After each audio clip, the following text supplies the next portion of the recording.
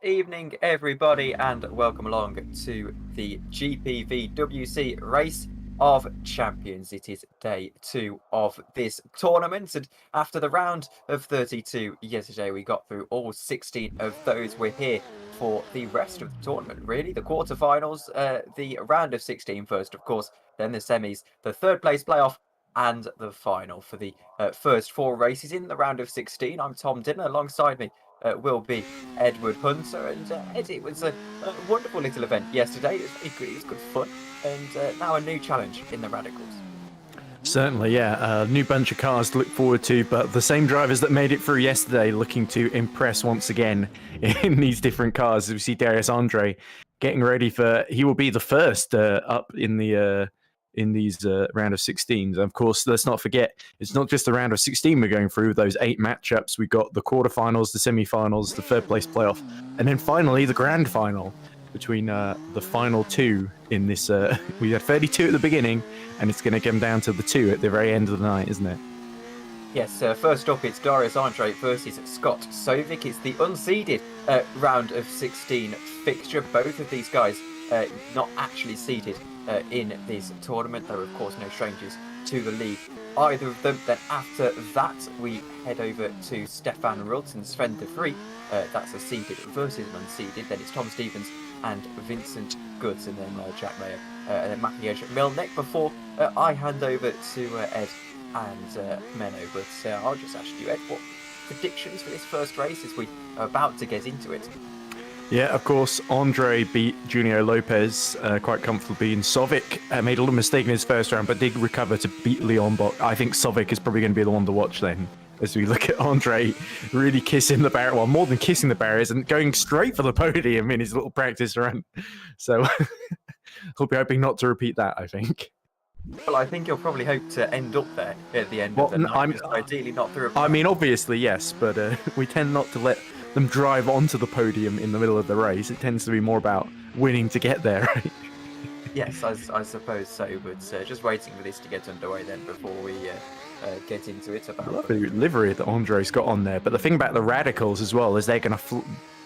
the height you're going to get and the stability on landing from the jump is going to be very different to, say, in the old Fiats, where they were a bit bumpy at the back, but they were much slower speed and less downforce as well. So. And of course, it's important to remember that they are essentially rally cars. I mean, they are rally cars. There's no essentially about it. They're rally cars racing in the World Endurance Championship, at least the World WRC2. So they are designed to go over the jumps. These cars are not designed to go over jumps. Radicals are very much the down-faced based car. Well, I suppose that's going to be interesting to see if they can actually hold on to the car, first and foremost, but secondly, make sure that it's fast. Yeah. And in chat, Simon Frelik and Jake Denahan both waving, and they're actually going to be facing each other in a few matchups time for their round of 16 match. So that'll be interesting to see. They're going to be both in the chat trying to keep a tabs on one another and on the rest of the competition as well. And yes, well, getting ready for this one is, did I see we just clicked over into the race session? We have 2 more laps, and again, it's a best of 3 series. Theoretically, it should be closer this time round. We only saw a handful yesterday, particularly when I was broadcasting. In fact, overall, we only saw 3 races go to the third deciding game. Luke Maguire got beaten by Moritz Kropp in the third round, and then Leon Bock got beaten by Scott Sovik in the third round. So Scott is no stranger to taking this to a third race, clearly, and we'll see if he can do the same here, though I think his hope will be that he doesn't have to go that far. As we go to the lights, race 1 is underway then for the evening. It is Sovik on the inside, Andre on the outside. Of course, Andre will have that faster outside section of the circuit to navigate first over the jump for the first time in the Radical, and that is how you do that. Yeah, that was weird. It felt almost like the right-hand side landed on the ground before the left-hand side did, so he felt a little bit uneven there as he drifts into the hairpin at turn 1, steps the rear out. Andre looking pretty comfortable at the moment, but we'll have to see what Sovik's times are, because Sovik had a pretty decent launch as Andre hits the inside wall at the S's. Well, at the end of it, Yes, at the end of the first half of the first lap, or onto the It's second the lap, I first should lap say. completed. Yes, completed. It is neck and neck, virtually, as Sovik now heading on through, trying to get the better of his rival. You can see now he's going to be slightly behind. We expected that much. It's to the tune of about a couple of seconds, but now he's going to do all of that catching up in the back part of this circuit through the little chicane. Now it's so difficult. Look at how he's having to feather the throttle as you're on board. Over the jump he goes, and just about able to stick the landing. Now on the inside, this is going to be really close between the two of them, but it's going to be Andre who takes the first race. Yeah, that was really well under control from Andre. And by the way, instantly, I love these radicals whenever they go into the hairpin, for instance, or over the jump, you see the little sparks come out in the front, because obviously when there's the weight balance and it's shifting a bit into the corners, the outside part is dragging on the ground almost and creating those sparks. So that's quite spectacular. But it's Andre one up then in this matchup, and Sovik, he's going to have to fight back in round 2. Yes, absolutely. And Sovik, as we said, will now have to go through a second, third race if he's going to try and progress into those quarterfinals. It's basically the same structure as the World Cup, this, apart from instead of group stage, the round of 32 is actually a knockout part. But, well, I mean, interesting. I'm a fan of the Race of Champions format. That's, I think, what I'm trying to say here. Yeah, Owen Magogi in chat has put a few stickers saying "Game over, good game." So he clearly thinks that there's no coming back for Scott Sovik. He thinks that Darius Andre is all but sure to win the next one and seal it. And I guess then we'll be on to the next one. But I think Sovik might have something to say about that. Yeah, absolutely. Is waiting for the second race then as they get into the session. We'll see if we can get this second one underway then, the GPVWC. Of course, all the Owen Magogi fans will be looking forward to the round 8 o'clock later on where he faces Moritz Krupp. Yes, won't be around for that one, unfortunately. I might end up back for the final a little bit later on, or some of the later stages, but we'll have to wait and see. No, I wasn't even supposed to be here all today as we looked at the flag about to be dropped then, and the light about to go out. Well, the whole Remco issue turned out not to be a problem. Your touring car race getting No. postponed to the end of the season. But here we go then. Flagman got the flag in hand. The lights go on, and now they go out, and the flagman waves his green flag. And the second race here is underway. Andre will be looking to take this essentially as soon as possible. Sovik, of course, having his work cut out as he goes around now, around the back part of this circuit onto that outside section. Sovik just about holding on to the lead at the moment, but of course now Andre is going to do all the catching up. Yeah, it looked like Andre made another really good getaway off the line. And as the rear steps out going over the jump there, he really had to get that under control and did so superbly. And there we go. He's already about 3 or 4 attempts ahead then as they cross the line at the end of lap 1. Not a great deal, but it's just enough that Scott will now start to feel like his chances at this Race of Champions are starting to slightly evaporate. Here we go through the hairpin he goes. Able to get the car turned in nicely, and he's got an advantage of about 4 tenths per second across the line. Is it going to be enough, though? I apologise, about a second it says. Is it going to be enough? As Andre now, as we said, are on this back part of the circuit, is going to be so much faster. He's sliding all the way through. Yeah, there we go, landing back to earth with a big thump, but comfortably ahead as he goes through the final corner. And he does get himself into the quarterfinal. So Darius Andre is our first quarterfinalist for the 2022 GPVWC Race of Champions, and he's able to get past Scott Sovik comfortably by 2 games to 0, 2 races to 0. Does his in-lap as well for that extra little bit of practice. Now the question is all going to be, of course, how he's going to adapt to that Legends Car Trophy, as that is a very difficult beat. Yeah, and Andre was the lower seeded driver between him and Scott Sovik. So I think Sovik was unseeded 18, Andre unseeded 31. So Andre really shown that the number maybe doesn't reflect his talent necessarily. So really up there, and he's sort of overachieving. Yes, so of course the ones who are blue on the spreadsheet, I believe they're technically speaking unseeded. So I'm not sure how it works from there, whether that is actually a measure of ability or not, but regardless, Darius Andre clearly being the better of the 2 drivers here is Simon. From what I gather, a lot of it is drivers that have sort of taken some time out of GPVWC, so that's not necessarily the slowest ones that maybe haven't done too many races in a while. So Simon Frelik saying that, yeah, of course, that's the order they signed up. So the numbers do matter for the seeded drivers, but not for the ones that are classed as unseeded, which is what I believe. well, they're in order at their finishing position for the seeded drivers and not for the unseeded. So there we go. So it is a seeded driver, of course, into the quarterfinals. That's interesting. Stefan Ruwalt, he is seeded. He is number 3 seed heading into this next race, and he's up against Sven DeVries, who is, as I mentioned, unseeded. So we'll wait to see what happens there, whether Sven will be able to pull off a little bit of an upset and head on through into that quarterfinal. They're just sorting it out and getting all that sorted now. But we'll wait and see. Well, Sven already pulled off something of an upset by beating Luke Mitchell in the round of 32, 0-2, and Luke Mitchell was pretty highly rated, number 14 seed, of course. So Sven has already got a major scalp, and if he can beat Ruwalt as well, number 3 seed, then that would be quite an achievement. But Ruwalt, of course, in pretty imperious form at the moment, if yesterday was anything to go by, with his victory over, let me try and remember who it was he faced. I believe it was... I'm trying to desperately look for it, and I can't find it anyway, which makes it sound very silly now. I think it's all that ice cream I had. It's getting in my mouth. I haven't swallowed it properly. That doesn't help. But I believe...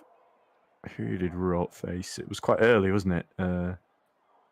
It was Harvig, of course, Mattis Harvig, and it was quite a close one. Harvig actually very nearly beat him 2-1, but in the end, Ruwalt just had enough in the final round to hold on. So...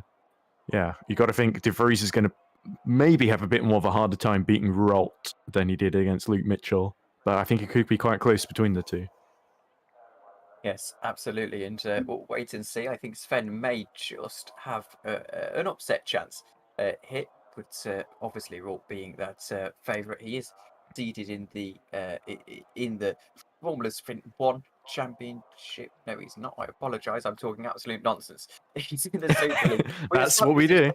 Oh no! In my defence, it was the seed number was red, and obviously my brain connected the two. But regardless, he's in Super League. I should know that because we had an entire conversation about it yesterday. He finished 4th, didn't he, this year in Super League? If I'm not and that's why he's the 3rd seed, I guess, in SL1 between Bock, Janik Bock, Leon Bock, himself, and Masic Milnick. Yes, he did finish 4th.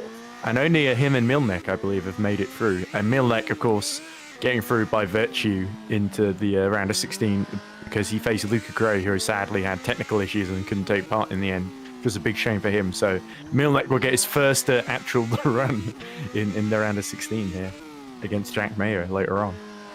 Yeah, that's going to be interesting, isn't it? The 4th seed match of Milnick. He would have felt confident getting past Luca Gray anyway, you'd suggest, as no, I'm actually kind of a Luca Gray fan in a way because I've seen him driven against. I've had my drivers drive against him in a ERC Formula E, and pretty good driver for 360 Motorsports. So I wouldn't have completely ruled out Luca Gray, but either way, taking no further part at all in this tournament, which is a big shame for him because I think even if you get beaten, it's always good to take part. As we see the two of them, of Ruwalt and DeVries, sharing the same piece of racetrack, which is not really what will be happening in the matchup we're about to see, but I guess in the warm-up they sort of just caught up to one another. Would be amazing, but anyway, we can't have completely nice things. This is why he's we can't have traditional people on the same bit of racetrack. There's always going to be a barrier between them in this Race of Champions format. Which I suppose makes sense. You can't really have these guys going hammer target barrier damage every 15 minutes.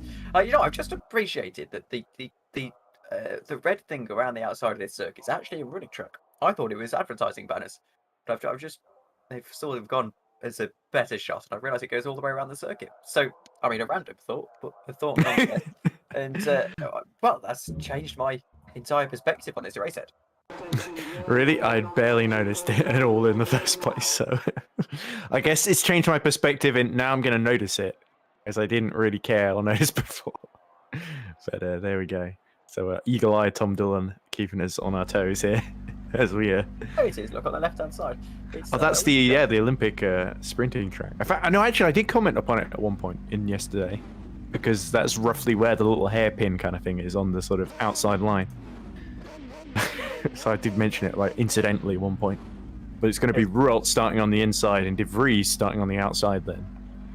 Well, let's get starters orders with this one. As 3 lights go on, lights out, and away we go. Ruwalt on the inside. It's going to be DeVries on the outside, so Ruwalt perhaps the favoured in this one, of course, being that Super League driver. And as a Super League driver, really, you do want to be getting into the latter stages of the competition. Not that this would really rank amongst his fourth in the Super League. This time he looks pretty neat and tidy, heading into the second half of this first lap, though he is, of course, behind DeVries. Yeah, this looks pretty close. I think DeVries did a pretty good opener there. Let's see how close they are now they combine at the end of the first lap. Like Ooh, there we go. Yeah, DeVries on the outside, so he'll gain a little bit. Almost together as they cross the line, Tom. There's nothing between them. Well, 700ths at the time trap it's saying between the two of them, so this is going to be very, very close indeed. DeVries over the jump he goes. He's able to keep the car just ever so slightly in position, and now has got perhaps enough of a margin. Yeah, that was risky over the jump because it was going on the air all the way to the right there and nearly onto the grass, which can be really risky. But let's see if DeVries can end the lap ahead. Here we go, Tom. He's really, really close. He was pushing absolutely to the wall. However, it won't be enough as it's going to be Ruwalt at the line by 0.2 of a second in one of the closer races we've seen in this competition so far. Is able to just about squeeze ahead of his rival. And that's a surprise because DeVries was absolutely all over the car there. Yeah, Ruwalt had an amazing final lap there to just pull ahead, but DeVries was not far behind at all. So these two very, very evenly matched. Very evenly matched indeed, and perhaps going to that third round is a potential scenario as Sven DeVries. I'm trying to see what his pedigree is in the GPVWC championship. I have heard his name around. I must concede I don't watch much of the other other championships, other than the ones that I commentate on, apart from a little bit of FS1. Of course, I think FS2 he may have had a race in at some point this season, but anyway, I digress. I can't see anything, so we'll just have to press on. But anyway, on to the grid now for the second part of this race, and we'll see if DeVries can get one back. Yeah, I think DeVries is one of those drivers who'd had maybe a little bit of a part season, so certainly very quick, but not but maybe not, his attendance hasn't been quite the same as some of the other drivers. But I guess we'll see. I might be getting mixed up with someone else because I was basically learning a lot of new drivers yesterday. So yeah, but the ones I do know, I'm familiar with Ruwalt at least. So like you say, and it looks like he'll be DeVries will be starting on the inside this time. Yes, absolutely. And here we go. Lights go out on the tower, and DeVries on the inside gets away pretty nicely indeed. But oh, little hit by Ruwalt on the S's there. Yeah, we'll be hoping that he can avoid that the best he can. Over the jump he goes, and get the car is just really, really Somebody heavy, turned the gravity off at the rear there. Yeah. It just didn't fall down. No, he didn't. It's hilarious. But DeVries now going on to that inside line or into the outside of the second part of this first lap, goes over the jump, and that is some air time and a half, and he does well to catch the car actually, and he's just going to be ahead onto lap 2. Ruwalt now is going to have it all to do. Yeah, that little hit actually from Ruwalt having big consequences, so even the tiny mistakes are going to be punished absolutely as DeVries drifts into the hairpin. And here they come then at the final half of the final lap to go then. Second half of the final lap indeed, and it looks like it's going to be a really tight one. Here goes DeVries. He goes over the jump now, and he's going to have to jump all like that all night long because he's got him, I think. Here comes DeVries. Get ahead and take this into a third race. It's 0.3 of a second this time, and he's managed to fight back superbly. There we go. So DeVries really showing his strength, not just in terms of precision, but also mental strength as well. Being beaten in the first round, it can be so tough to come back from, especially when you feel like you didn't make a mistake or you didn't bump into anything. It was just that little bit of lack of confidence, maybe a little bit of just hesitancy on the throttle here and there, or even just landing a bit awkwardly at the jump. And he overcame it there, and Ruwalt really almost had an answer, but I think you could tell at the end of that first lap, DeVries had a much bigger gap than first time around.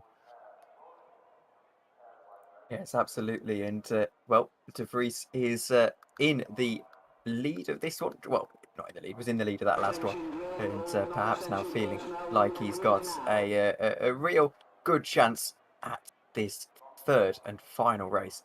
Here we go into the grid. They go, and 2 laps ahead of us.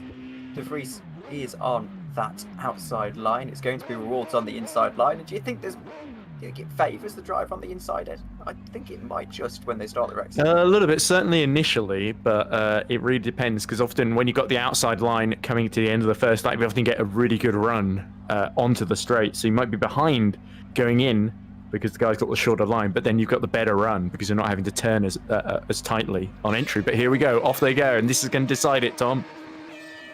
It will indeed. DeVries is going to have the start of his life, and the bit of wheel spin isn't going to help it at all. However, he leads away into turn 1, and now has got this outside section of the circuit to absolutely nail. Over the jump he goes, able to get the jump just perfect. The front right tyre, I should say, just digging into the ground ever so slightly. Onto the second part of this lap, with DeVries surely has got enough to lead us away in the end of lap 1. Yeah, DeVries is really risky, even the launch away from the line, putting maximum power down and just trying to make a break for it here. But let's see, Ruwalt's very, very close on the inside, and DeVries is going to start, just behind, I think. Just behind, indeed, and it's so close. It was 700th of a second as they came to the line, according to the timing tower, which isn't the greatest measure in this particular format of racing. But as they go round now, DeVries is going to have that inside line, and now I don't think he's got enough as they head into the second half of the lap. Yeah, Ruwalt's been clawing back at him little by little here, so this is really going to decide it. It could all be about this jump, Tom. Over he goes. And he's able to get the jump perfectly, just a slight little hop over the crest, and down the inside he goes, over the line. Ruwalt is going to go through into the quarterfinals, a Super League driver into the latter stages of the competition. He's just able to scrape past Sven DeVries, the unseeded driver, into that quarterfinal. Ruwalt wins 2-1. Yeah, it's a really fun matchup there. DeVries put on a really, really good show trying to beat Ruwalt, but in the end, went victory in the first round and victory decisively in that final round. He may have only had a little bit on him, but it was just about enough. And you couldn't really have asked for too much more there from either of them. Yes, and Ruwalt is trying to get himself back onto the circuit, but no, they've sort of sorted that all out, disqualified them, I think, from the game, and I think that's how they run this anyway. They tried to get the next matchup started, which is Stevens versus Guts. Yeah, a lot of interesting comments in the chat. Decare2 says steak, so I don't know what that's about. Maybe I'm mispronounced Jake Denahan's name as Steak Denahan. I don't know. And Josh Downard has put a picture of the pair of eyes with the hands trying to cover them. So clearly he thought it was going to be very close there, and indeed it was. But now we got Stevens and Gut out there, or about to go out there. And of course, Tom Stevens, who beat Josh Downard earlier. So Downard, of course, watching in chat, he'll be hoping. So it's weird when you get beaten by someone who progresses into a tournament, you sort of start backing them in a way because, oh, well, they're good enough to beat me. They're good enough to beat this guy, surely.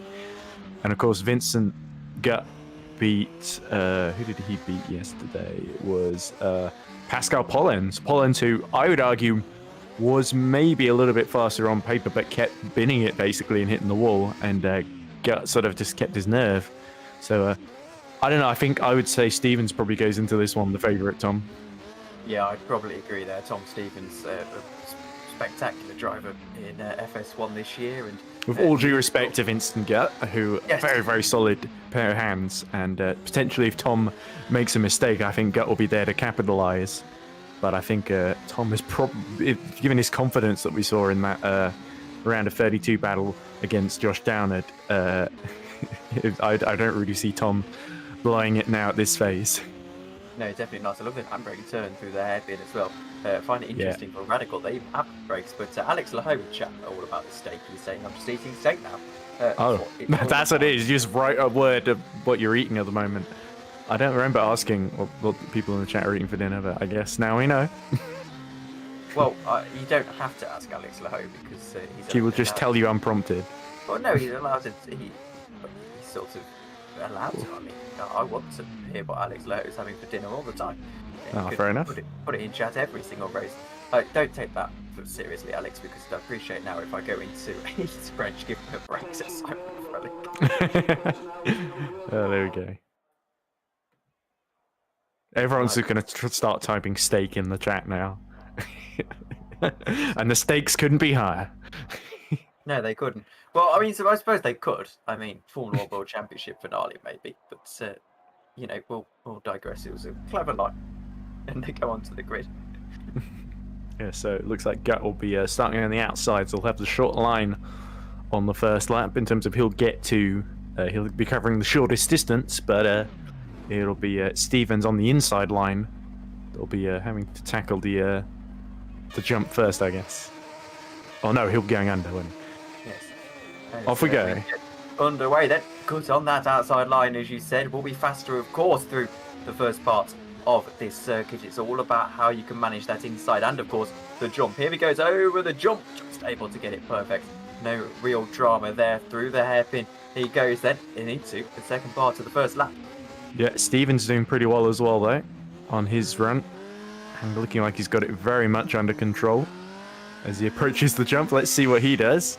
Over we go, and just soaring majestically through the air before crashing back down to the ground. And he's got a big lead already as Tom Stevens, about 7/10 there. Yes, almost as expected, as Stevens now heading through the under the bridge for the second time in this race through the back end of this. Still risking it though, Stevens. So he can't really be too comfortable. And here we go. Even with that illusory lead that Gut has, Stevens almost alongside anyway. And I think Stevens here is going to have enough. He's just got to keep it tidy over the jump for one more time. He does keep it tidy, only just though. Stevens, I find it interesting how in the radical as well, they're so close to that grass as he goes across the line and does win. And able to absolutely wonderfully around the hairpin too. But to sort of get back to that point, because I sort of made a hash of it as he was crossing the line. It's the radicals aren't as aggressive into the jump and into the approach to the hairpin straight afterwards. They're a lot more conservative over that, obviously because of the car and not being able to take jumps. But Stevens still not leaving too much out there on the circuit. Yeah, that was spectacular to watch from Tom Stevens. I think even Gut was a little bit impressed there. But hopefully he'll be hoping that Stevens was really pushing it, surprisingly, even though there wasn't a whole lot of pressure from Gut. Although Gut did admirably, I think. I think it wasn't Gut doing a bad job, it was Stevens doing a really outstanding job there. Just to push like crazy. He knew exactly where he could get away with drifting as well, which is obviously a big thing in these radicals. And he was able to survive and hold on by quite a margin. Yeah, exactly. And potential now that Tom Stevens, I think if he can repeat that performance, will be going through into that quarter-final where he'll face one of Frelik or Denahan, so he's guaranteed to face someone sort of within his seeding range. It's either 6th or 9th, or 6th or 11th, I should say. So he's pretty close, and both of those guys will give him a spectacular race, I am sure, a little bit later on this evening. But he's still got to get past Vincent Gutt here, and as we go to the lights in just a moment's time, I think he'll be not underestimating his opponent here, taking him to around 3. Yeah, here we go. They're about to go off then.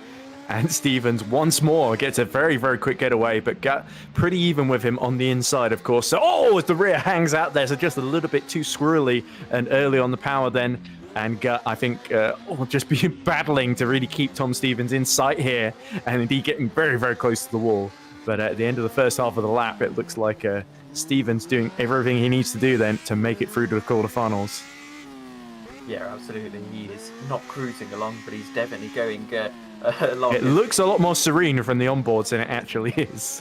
Yeah, it does, I suppose. But Stevens across the line to end the first lap. He's going to be in the lead of this race by quite a significant margin. 9/10 for second. He's only going to be planning to increase that as we head on through the course of this race. Over the jump it goes for the final time. And he's able to get that perfectly through the hairpin. It takes a lot of confidence to power steer through the entry to that jump there, because you don't want to get yourself lined up wrong, do you? Oh, Guts had an incident. I think he's 3.6 seconds back. So now dear.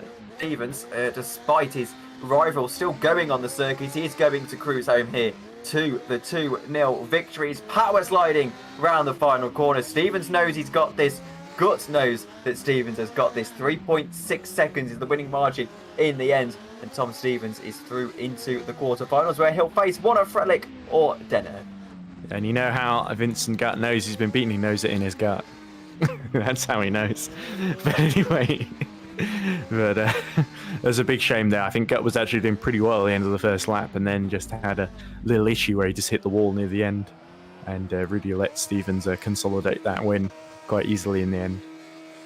Absolutely, and not the ideal race from Vincent Gut, who did hold his own against a spectacular opponent, but unable to truly prove himself to be a contender in that one. Unfortunately, he does go home out of the tournament. Next up then is my last race of the evening. It's Jack Meyer versus Magogi Milnick, and this one should be an absolute spectacular one. Jack Meyer, of course, the Formula Sprint 2 champion against the Super League driver of Magogi Milnick, who is just the last of the Super League drivers in this tournament, at least the last seeded of the Super League drivers in this tournament. And this should be a very interesting one. Meyer hasn't raced since 7 o'clock yesterday evening when he got past Chris Butcher 2-0, so he hasn't got a great deal of he's had a great deal of time, I should say, to prepare for this one. But perhaps doesn't quite feel connected to the tournament because you haven't had to watch all those other people go by. You've just sort of turned up first thing, on Thursday evening and on Wednesday evening, then gone on Thursday, and again, you're 3 races in and you're going. Yeah, you obviously didn't get a whole lot of practice, and especially with the different car types, you can practice loads and loads in the Skoda and then figure out the Skoda has a bug that makes it phase through the floor at the end of the jump, so then you're in a radical, and all that practice you did in the Skoda is kind of a little bit kind of irrelevant. So certainly you'd think Milnick being the... Milnick? I'm not sure exactly how to pronounce it properly, but a message will certainly probably send me a message after this criticising my commentary. Rightly so. But anyway, I think Milnick will definitely have a small advantage in terms of having driven the track a little bit more recently yesterday in the Fiat, I believe, if my memory serves correctly. But let's just go over who these two beat to get here then. So Jack Meyer, of course, beating Chris Butcher, as you say, Tom.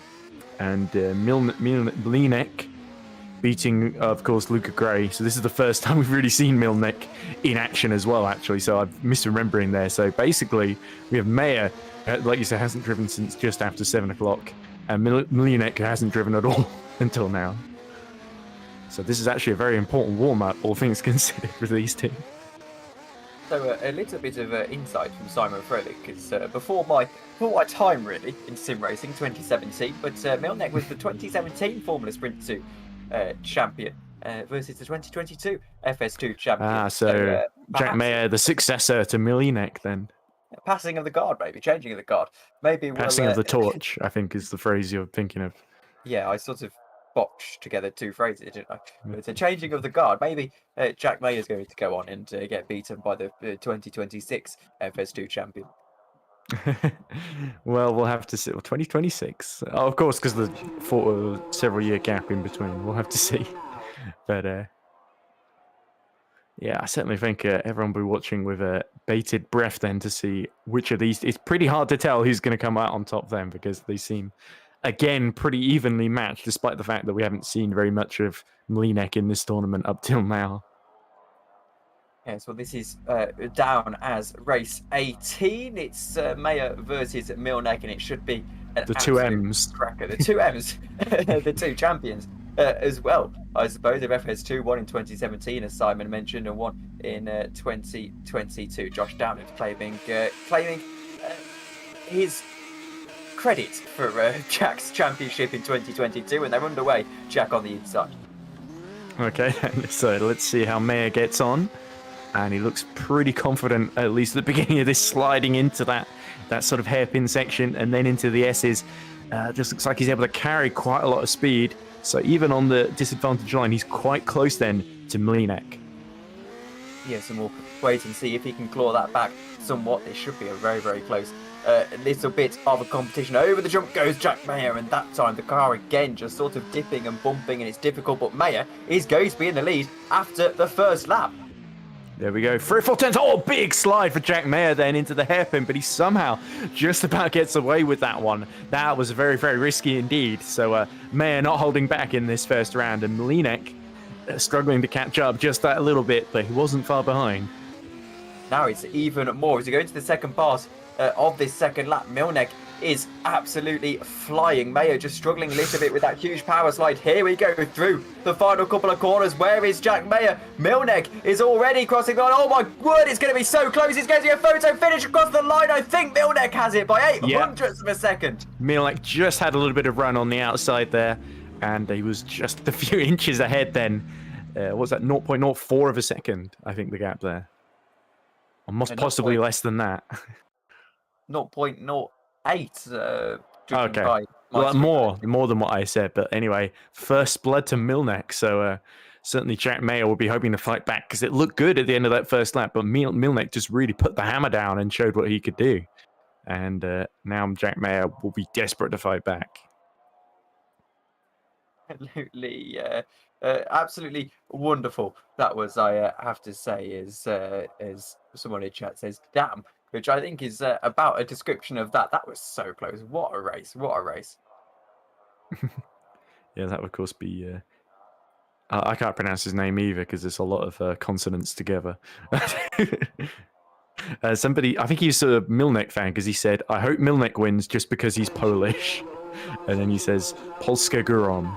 I have no idea what that means. I assume it means glory to Poland or something like that. More like you hope it means glory to Poland, because it better not be something rude. Because that would be interesting. Well, I've learned a Polish swear word today. So anyway, but anyway, Milnick, his confidence will be pretty sky high, because that's his first race that he's done in this tournament then. And and it's gone his way, so he'll be hoping for a clean run, an unbeaten run, hopefully. Well, according to Google Translate, it is an insult, Ed. Not, from what I can gather, a bad one. Is I'll wait for them to get kicked off. That's usually the kind of insult I would do, is the lights coming on then, and the pair will be released for round 2. They are released. What he's just called him is a Polish person who eats too much, or enjoys eating too much, apparently. But maybe that eggs him on somewhat. Definitely seems to work, whatever it is. Whatever it is, Meyer starting on the outside, really wheel spun at the beginning there. So Meyer really looking like he's not messing around anymore. Not that he was messing around before, of course. But Milnick starting to get back into the rhythm of things. Here we go over the jump, Tom. Oh, and that's quite the vertical landing there. And side by side they go at the end of the first lap.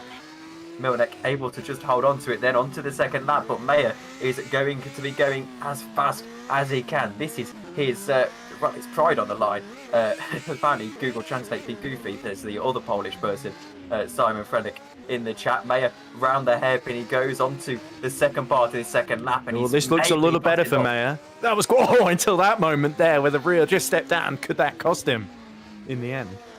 We'll wait to see. That might cost him, but he's just about got the line perfectly through into the... Oh, it's too late. It's too late. Here comes Milnick. And he's going to go out.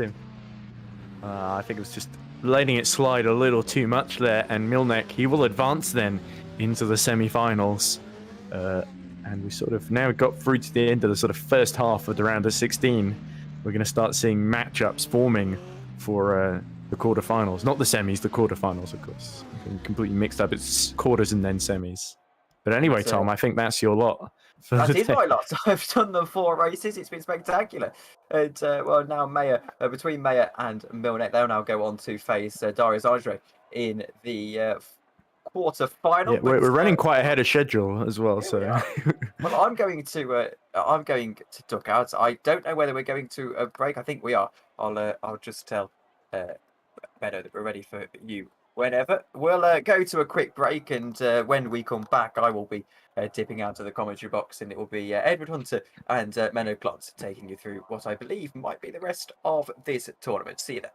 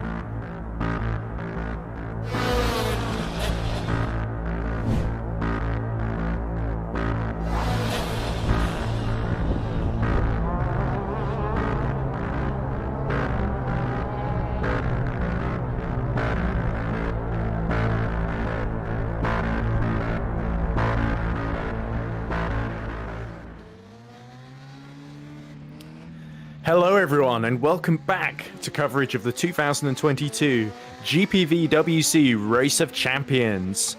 My name is Edward Hunter. Alongside me in the commentary box is of course Menno Klont, and we are midway through the round of 16 and putting together our quarterfinalists as we just look at Jake Denahan sliding his radical around in the warm-up, and Denahan will of course be facing Simon Frelik, the Polish driver.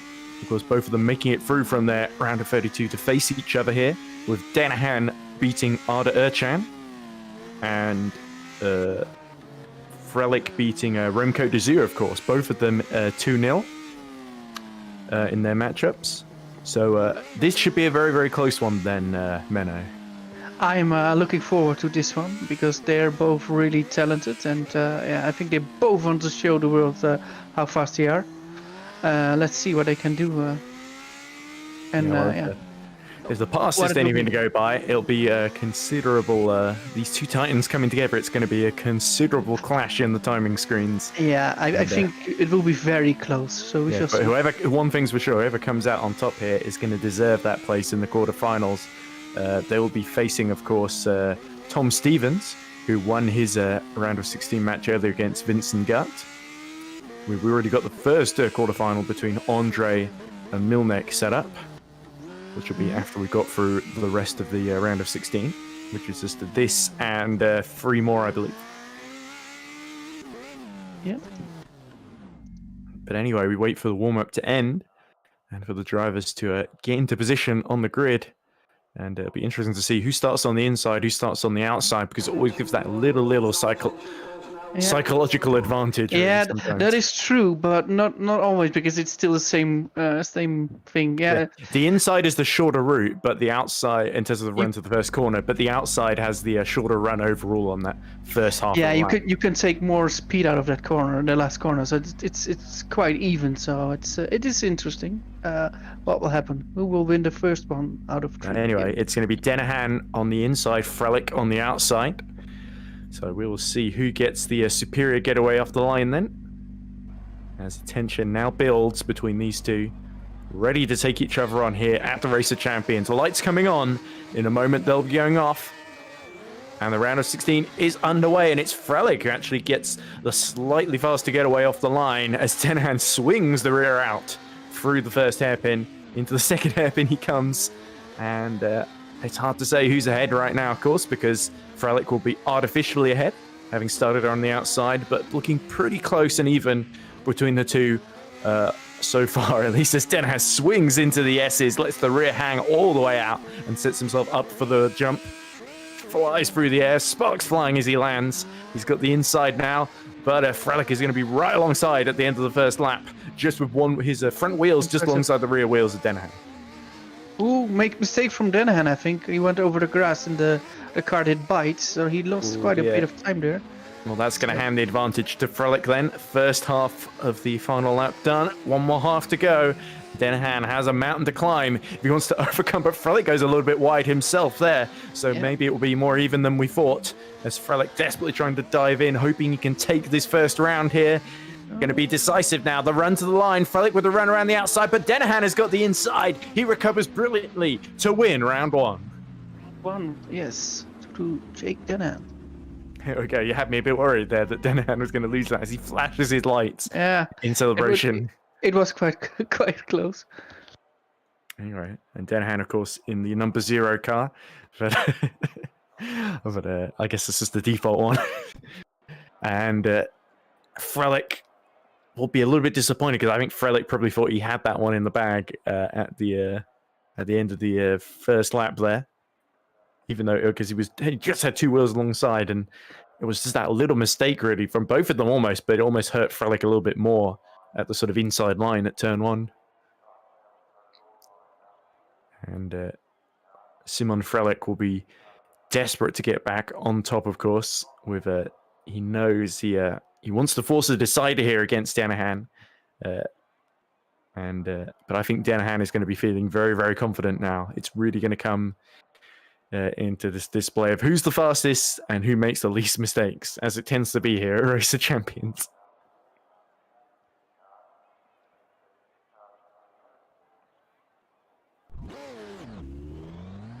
So anyway, Meyer, as we wait for the drivers to form up on the grid again, any conclusions that we can draw from that first round then? Because it looked a little bit like, of the two, as you see, another warm-up being forced here. Denahan escapes from the pit lane. Well, I think it was very close. It could very well be that Frelik makes 1 each, but we shall see. Denahan looks quite quick. His second lap in this first race was pretty impressive. Because often what you see is they're pretty even in the first matchup, in the first round, and then round 2, one of the drivers just pulls a big advantage suddenly out of nowhere because they're so much more confident with the car and with this circuit indeed. As we wait for the lights now to illuminate. And then we'll be getting round 2 underway. Denahan 1-0 up on Frelik at the moment. Flag getting ready. 1 light, 2 lights, 3 lights.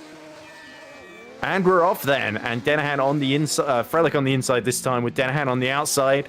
And a pretty even getaway between the two. I think Frelik was marginally quicker on the draw there. But as they progress through the lap then, Frelik keeping it neat and tidy. No contact with the barriers so far. And Denahan having that illusory lead. But it should turn into a real lead unless he messes up the lap here. I think Frelik just a little bit behind as he comes over the jump. Lands on the floor and gets himself lined up here. And actually, Frelik is ahead, so I'm completely wrong on that. Denahan did not have a great first lap there. And they continue onwards then. Frelik dips a little wheel on the grass, but it won't hurt him too much. Slides into that second hairpin there. Matches himself up for the S's then. And first half of lap 2, Denahan once again having that illusory lead. But I think Frelik, as he predicted, Menno, might be able to fight back here and take this round. Not long to go now, just to jump and one more corner for Frelik. Denahan desperately finding his Frelik. Oh, misses out completely and hits the wall. And could that hand it to Denahan, or is Frelik going to hold on here? Oh, he just holds on there, Simon Frelik. That was very, very tense ending there indeed. With Frelik just landing not quite how he wanted and having to be forced wide into the wall, bouncing off it and just about holding on there.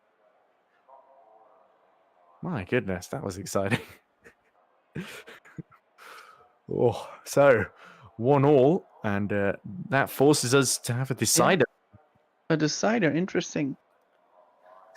Very interesting what will happen now, because now both of the drivers have pressure. Yeah, so Frelik made that mistake and still held on there, so that will be playing on his mind, even if only a little bit, in this final. That he doesn't want to suddenly make another mistake, because that could hand it to Denahan. There was not a lot in it at the finish there. Yeah.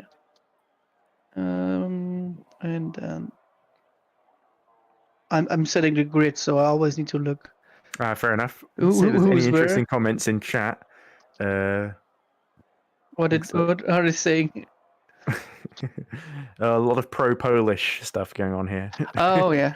Milnick coming in to support his fellow countrymen.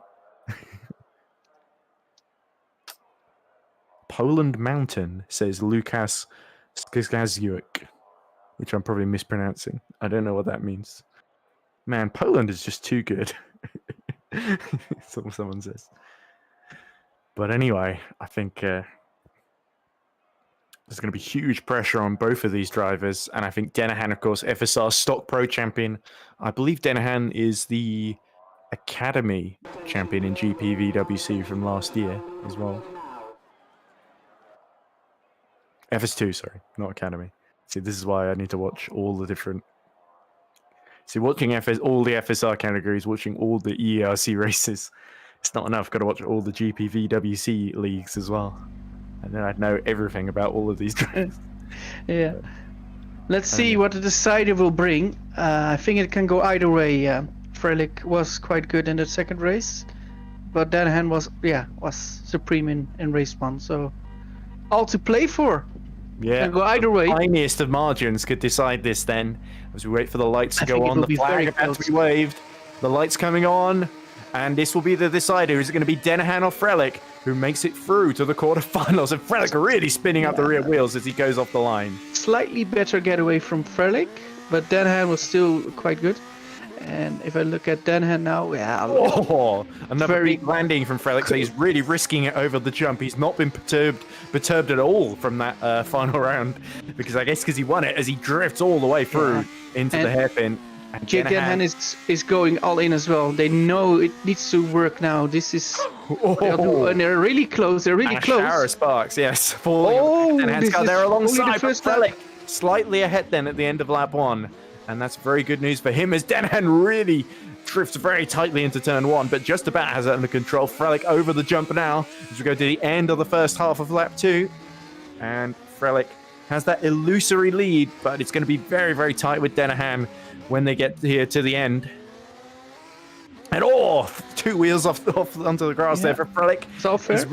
Not really leaving any margin here at all, and he can't afford to either. Through the S as he goes, but to the line, and Denahan is going to be slightly ahead. Who's done it? It's Denahan. Denahan with a 33.7. What a final lap from Denahan. That's 0.021 that he beat Frelik by Wow. there. That was an incredible ending by Jake Denahan. Simon Frelik, who now loses this decider, did a 33.9, which is already amazing, but a 33.7 when you need to do that, that's amazing. That's amazing. So we've got a winner.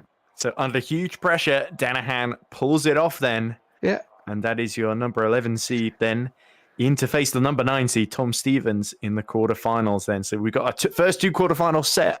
And now we got to rate for race 21, followed by race 22, which is going to determine quarterfinal 3 then. So coming up next, we got Moritz Krop and Owen Magogi. So both of those will be looking. Moritz Krop, the unseeded driver, and Magogi, the seeded one.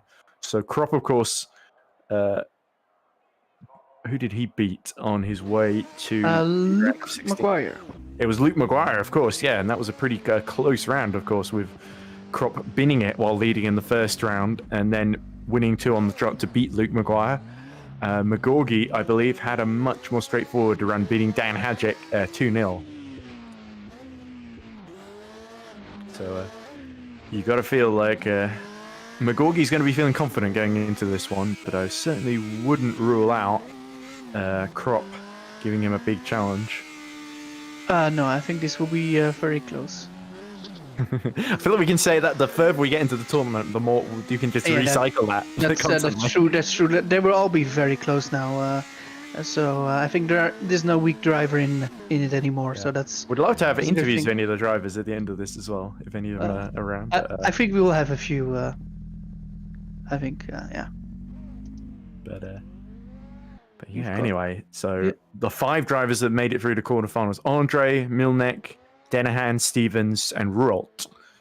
But we still got 3 more to go, and they're going to be decided very, very soon as we wait for Magogi and Krop to get going.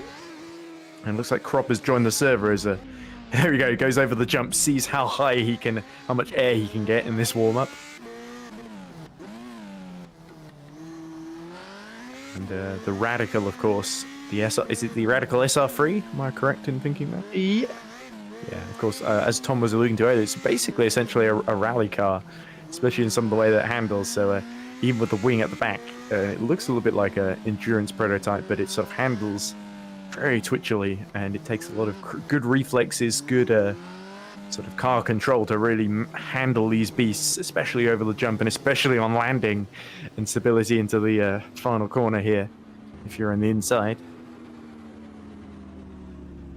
Yeah, and there we go for race 1.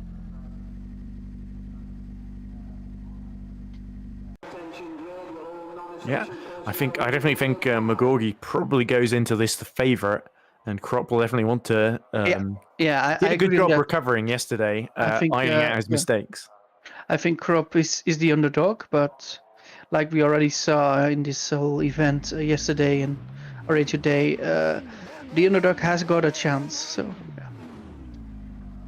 Indeed. So you never want to discount them, and it looks like Magogi is going to start on the outside while Krop will take the inside then, and we wait for the lights to come on then, and the flagman to release these 2 drivers.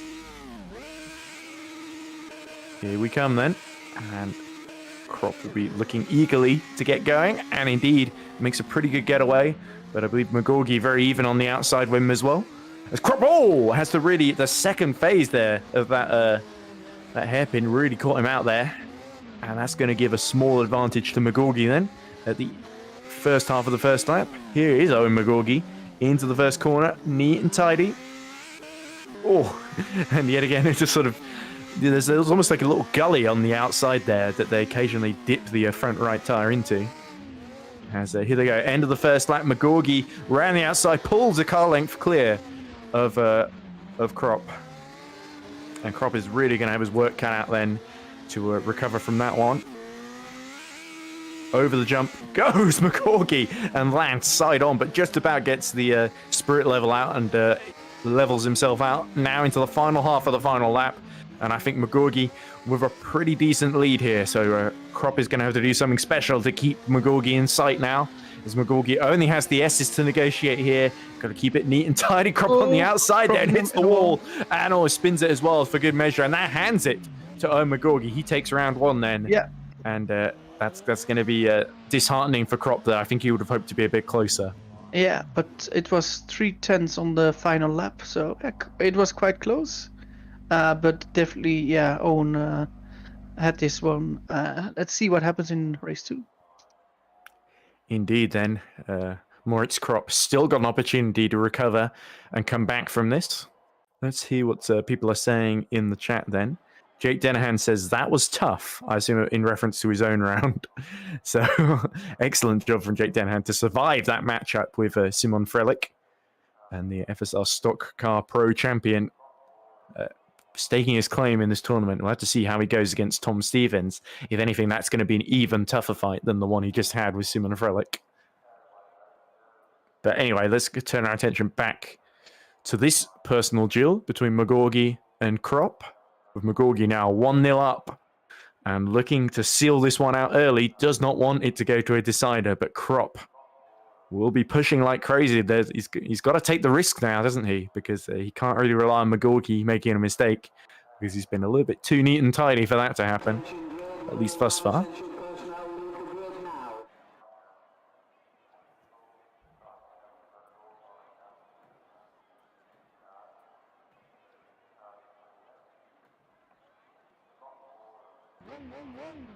Now they get ready, or at least they were getting ready there. Crop still in the pits.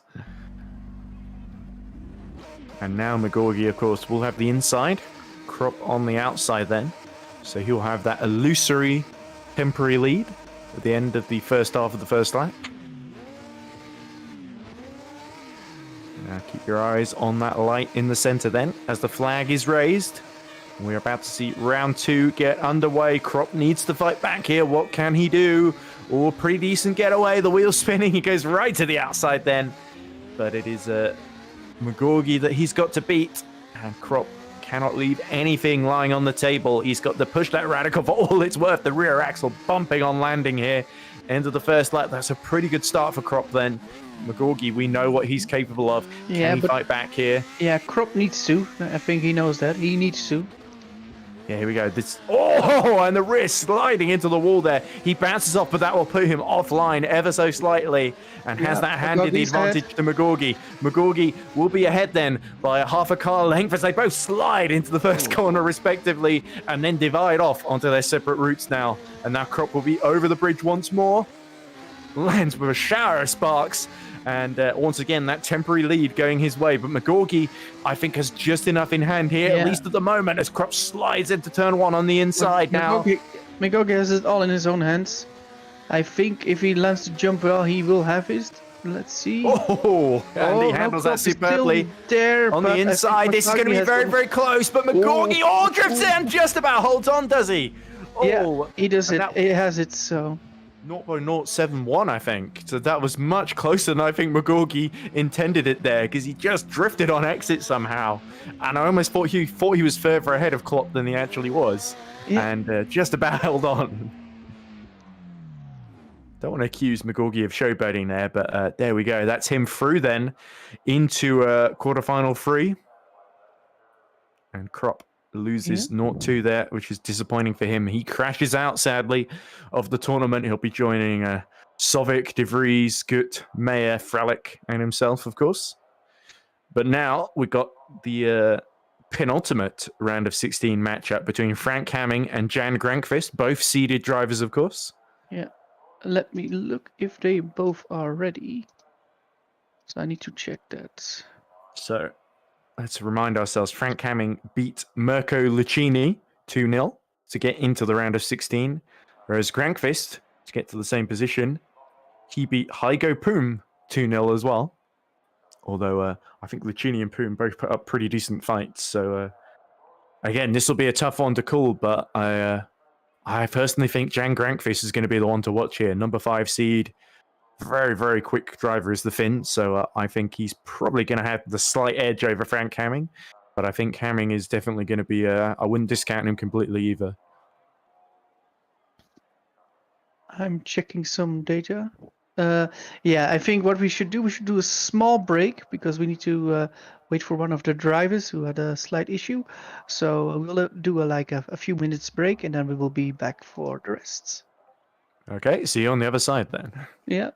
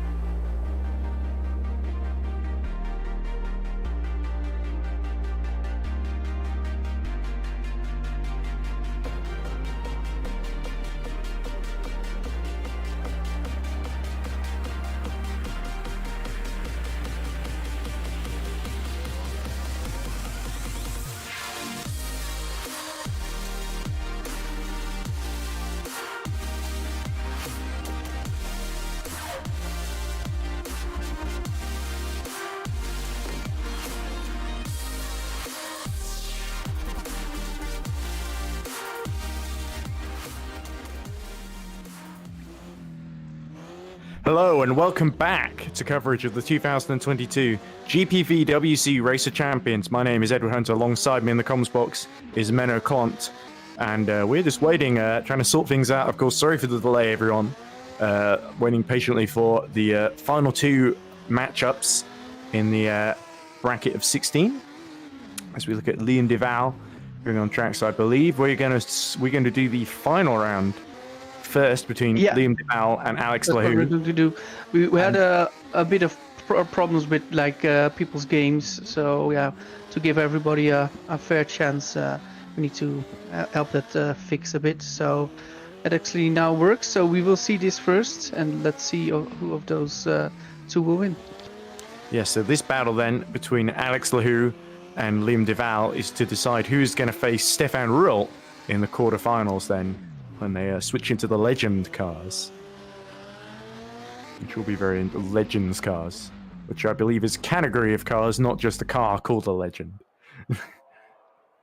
If I understand correctly. But I guess something like that, yes. It's a lucky dip. We'll see what happens when we get there. But anyway, Davao in the yellow Radical SR3 and Lahu in the purple and black and white SR3. So these two, of course, Liam Davao sensationally knocked out number one seed Janik Bok in the round of 32, whereas Lahu, of course, beat George Whitehouse with a little bit more margin because George Whitehouse made a couple of errors, but certainly these two both pretty highly rated. So I think this could go either way, quite honestly. But I'm excited to see. Alex, who looked pretty quick yesterday, but also did the underwall, so it will be very interesting to see. Yeah, Liam Davao showed exactly what happened yesterday when you discount him. Here we go, the lights going out. Davao on the inside and Lahu on the outside, and they both get away. That's a rocket start then from Liam Davao as he goes into turn one, and Lahu goes really, really wide as he slides into the first corner. or his first corner, I should say. Oh, And but the wall, big hit from the Davao. wall as well. Yeah, Yeah, and Liam Lahu Davao did becoming yeah. Liam Devol. Yeah, and Lahu did a bit of a French drift into turn 1. So yeah, I think the pressure is on, and I think that's why they're fully going for it. But who is ahead after 1 lap? Is it the yellow car of Davao? This looks very, very busy at the wheel then when we go on board with Liam Davao. End of lap 1, it's Davao who's just ahead then by a couple of tenths as he drifts it into turn 1. Interesting turn, the French drift there. I'm not sure, is it sort of like you kind of a lazy drift, I guess, as Davao once again gets very close to the wall on the outside, not leaving any time here on the table, wants to line himself up perfectly for these runs. I think Davao is very much in command of this one at the moment. Yeah. The wall looks to be, at least a bit ahead at this point of the race. Oh, that's a big jump and a half there as he goes into the last corner now. And Alex Lahu is nowhere in sight. This one is going to Liam Davao there. Yeah. First blood goes to Liam Davao. Yeah, 34-1. That's impressive. Indeed, 34-1. Yeah, if you're sort of 34.9s, I think was the previous fastest time we saw from Denahan, wasn't it? So. Yeah, Denahan did a 33.7, so that's still a bit away. But anyway, it is Holland versus France here. The Netherlands versus France, because Holland is a place in the Netherlands. I don't think Liam Davao is actually from Holland. But anyway, certainly all the Dutch fans watching on the broadcast will be cheering Liam Davao on as he takes the first round. And now just one more will seal it from him, and that will put him into the final quarterfinal against Stefan Ruwalt. Simon Frelik in the chat saying, Alex, what's up, man? Where did 200 laps of practice go? And Yamadok says, Liam Goat, as in greatest of all time. So I assume Liam Davao has simply done more practice laps than even Alex Lahu has done. But anyway, there's a big chance here that Liam Davao could now seal a place in the quarterfinal if with that one more win. So Alex Lahu, he's got to pull out all the stops here to prevent that from happening.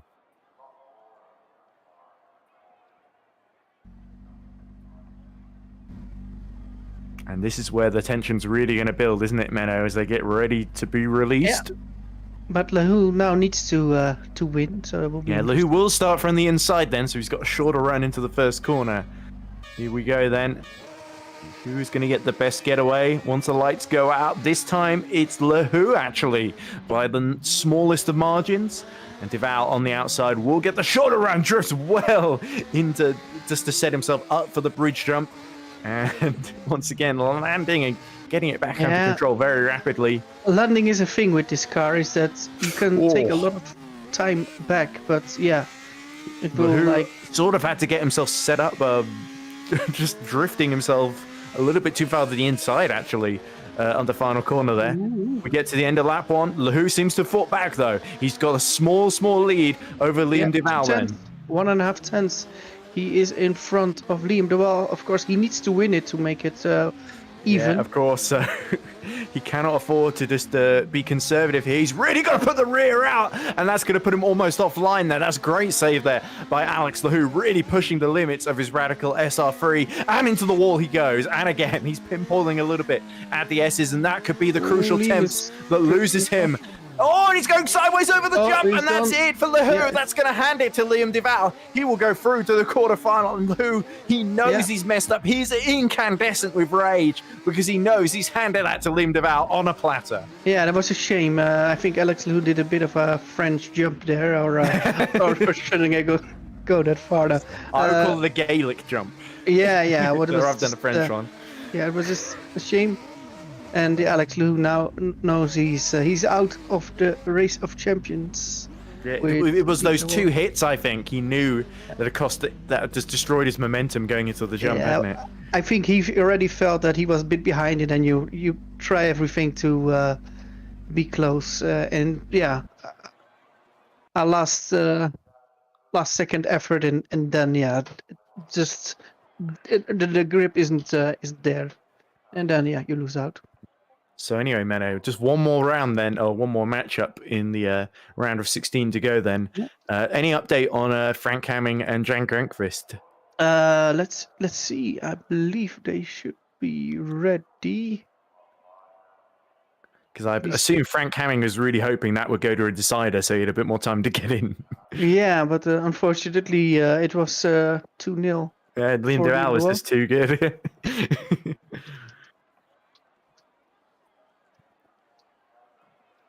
But we were reminded then the winner of this matchup between Frank Hamming and Jan Grankvist will face Owen Magogi in the quarterfinal then, and that is the last participant in the quarterfinal to be decided.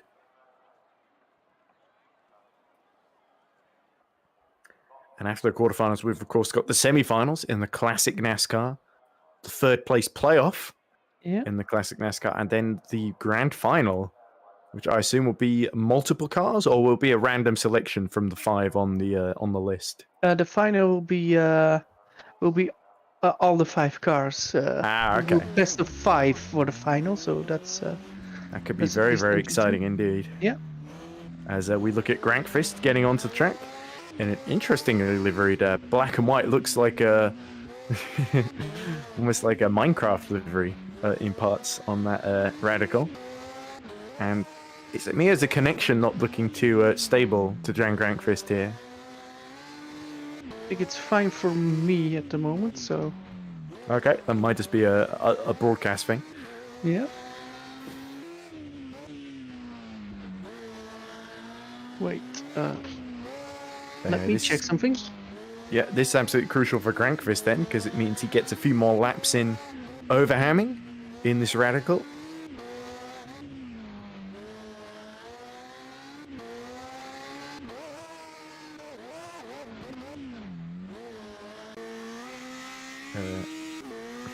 Somebody in the chat asking, did anyone try wall riding yet?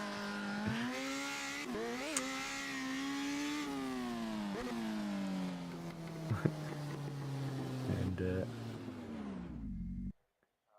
sounds like Lahu, or somebody in chat is blaming the car and saying, I didn't have any oversteer. So Lahu definitely feels a little bit hard done by, I think. Because it definitely looked like the car wasn't handling as well as he would have liked. And I heard Frank Hamming is on his way. He told me just now that he needs around 2 minutes. So okay, yeah, that's... well that means you and I have got to fill for 2 minutes. Yeah, that's the thing is that some of the drivers here have got a job or other things they sadly needed to do, so they can fill in a request to go a bit later. And yeah, you know, it's a bit of a delay with anything. It gives a bit of problems. But we want to certainly, give, especially if there were anybody at least a chance, and if there was British touring cars on tonight, there might be more problems. Yeah. But I remember Kropp saying that he was a bit worried because he's participating in it as well, and but of course with it being cancelled, it means he doesn't have to worry now. So, and I believe they did actually fix, about half an hour before the race was supposed to be held, they did actually fix the issue with the British touring cars overheating and exploding. But that's probably just with too short notice, really, for us, unfortunately. And but it also means that somebody gets to commentate on this as well, because otherwise it would have been just you, Menno. Yeah, that's not that you couldn't have handled it, of course. Well, yeah, I'm happy that we do it with a group, so all good. So yeah, after this we've got one more race, Frank and Jan with the radical, and then it's to the legend cars. What do you expect from the legend cars in the quarterfinal? I don't know, but I'm told it will be legendary. Yeah, well, I actually drove the car, and it's much more like nervous from the rear, so that makes it very interesting. Is it a shorter wheelbase with the and it's got a lot of power, so that's asking something different than the radical, and that's a good thing. So certainly. So we don't want to. As the Race of Champions, we want to test the versatility of our drivers. Yeah, well, I think that's what the Race of Champions should be like. You want to show that you can master all kinds of cars, and that's what makes the Race of Champions interesting, because you have people that are really quick in open wheelers, but this is a whole other thing, and that's what makes it interesting. It's motivational. And it's interesting because you do the- have a lot of drivers who drive all sorts of different cars throughout. Jake Denahan, I think, is a good example, of course. Really good at open wheel. Has done endurance. Has also done FSR Stock Pro, where he won the championship. He didn't win any of the races actually. He got 2 second places, but they were. But he did get a pole position actually. So certainly Denahan. He didn't exactly luck in. He did have to work very, very hard to get the FSR Stock Pro. If I look at the matchups, it's amazing. Darius Andre against Milnick. Then we've got Jake Denahan against Tom Stevens. Then we've got Magogi against the winner of this It's either race. Grankvist or Hamming. Yeah, and then Ruwalt against Davao. So it's they're all very, very strong. So very good. There we go. It looks like Frank Hamming has just made it in as Grankvist really taps the barrier, pushing the limits here on his exploratory laps in that black and white radical. Looks almost like a prisoner uniform, that livery. Yes. I'm sure that's not the intent of Jan Grankvist's choice, as Hamming gets out in his no, this is the very striking. This is the old. I think it was a Dutch Le Mans car was designed like that, more or less. It's a bit like that. I think Racing for Holland was called. Yeah, if you're Dutch, then Racing for you Holland. know those kind of things. But it's all fine. But Frank Hamming made it, so let's start race 1 soon. Yeah, both seeded. Frank Hamming, of course, the Dutchman, versus the Finnish driver of Jan Grankvist. So the final place in those quarterfinals up for grabs. And Grankvist continuing to test the limits there. There we go. Oh, and he just gets stopped right as Grankvist is going in the jump. So he levitates in the air marvelously. We're hoping not to repeat that.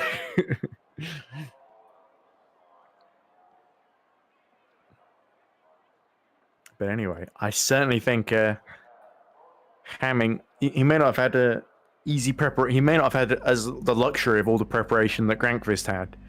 But I certainly think he's not going to be a pushover here. Grankvist has really got his work cut out if he wants to get that place in the quarterfinal. Let's see who will win this, because I think they're both very good at it. Here we go then. So Grankvist on the inside and Hamming on the outside. Off they go then. The final of the round of 16 underway, pretty even between the two, but Hamming in the wall on the outside. And that could just be that lack of practice coming into play, as Grankvist looks like he's had a pretty decent start here. Yeah, pretty decent from Grankvist, but Frank already drifted a bit wrongly. But let's see what the second and lap Hamming, because he was almost side by side there with Grankvist, so Hamming didn't get the temporary advantage that he would have hoped for there. Grankvist really loses he spins! And he's sent around. He's facing the wrong way around the track, and that potentially hands it to Frank Hamming there. Yeah, Frank has seen that, and he knows he just needs to. He can do a slower lap, and I think he knows that. He knows that. The car was round. His rival was round, so. It'd be interesting to see how exactly that happened. To me, it looked like Grankvist just got a little bit on a wheel onto the grass, and it just spun up wildly on him, and he ended up facing the wrong way on the inside. Yeah. But Frank can, of course, not make any mistake, otherwise he will give it back. Yeah, but that's the sort of thing that happens when you're pushing so hard. But here comes Frank Hamming then. Is he about to finish off then? I forgot, I've lost track of where he is. There we go. He already That's round 1 to Frank Hamming in the number 77. And that's quite a slow time, but I think Frank can go faster. I think he knew the mistake and he was like, okay, let's not bin it, let's just get the point. Yeah. And there were 2 mistakes. He did make that mistake early on then, so Frank Hamming sort of got a get out of jail free card there. Grankvist, of course, we saw him pushing the limits in the warm-up, and he did it again in the race, really. Yeah. So he is now behind, but he can still continue. Yeah, I think Grankvist had that one up to that point, so we'll have to see. Agree on that. But now Frank Hamming, having had that, not the ideal preparation, his confidence will have grown a little bit. So it's all about keeping that momentum going. Can Grankvist break it, though? That's the crucial. Yeah. That's the question. Yeah, that's why I'm asking the question, I guess. Yeah. No, I think he now knows, Jan knows what he did wrong, so I think he can change it for race 2. Surprisingly little reaction in the chat there to Grankvist having that massive moment. But I guess everyone is left in awe and in silence. So certainly this final in the round of 16 ending with some drama, it seems. Well, starting off with some drama anyway. So interesting. If Frank wins this, he is through to the quarterfinals. Yeah, this is deciding who's going to face Owen Magogi, of course. Yeah. And I think Owen Magogi is probably... I don't know who we'd rather face, to be honest. I don't think he particularly minds, as long as he can beat them. But here we go then. The lights about to illuminate in the center of the track. We'll have Then our two competitors will be left off. If Hamming wins this one, he is through to the quarterfinal. Off they go, and it's a great getaway from Frank Hamming. There we go. He's still really, really confident then as he starts lap 1. And, but what can Jan Grankvist do? He didn't tidy, but he needs to land it. Oh, and again, a lot of risk from Grankvist at the landing. Just tipped a wheel on the nearly on the grass again. So he's going all in, Jan. But he is. He knows he needs to. No big drift into the first corner though, on the inside, interestingly. But an exit. He's trying to focus on his exits here, really, isn't he? Trying to make sure he's got maximum exit speeds. And here we go. He's going to cross the line. About 5 tenths ahead then of Frank Hamming at the end of the first lap then. So Grankvist has got this one under control at the moment, but here comes the jump. That's what felled him last time. The rear bumps up, but he's got it under control on this occasion. And only half a lap to go there, and Grankvist surely on his way to evening the score with Frank Hamming. Hamming is far away in this second heat, so I think he cannot win this heat. Let's see. Oh, little mistake through the S's there, but it's not going to be enough to delay him. Nope. That little tap didn't deter him. It's Grankvist who wins round 2 to force the decider then for the final place in the quarterfinal. 33.9, so that's also a very quick time. So that shows Jan has it all in his own hands at the decider now. He does, yes. But Hamming, could he pull something special out the bag? You never know.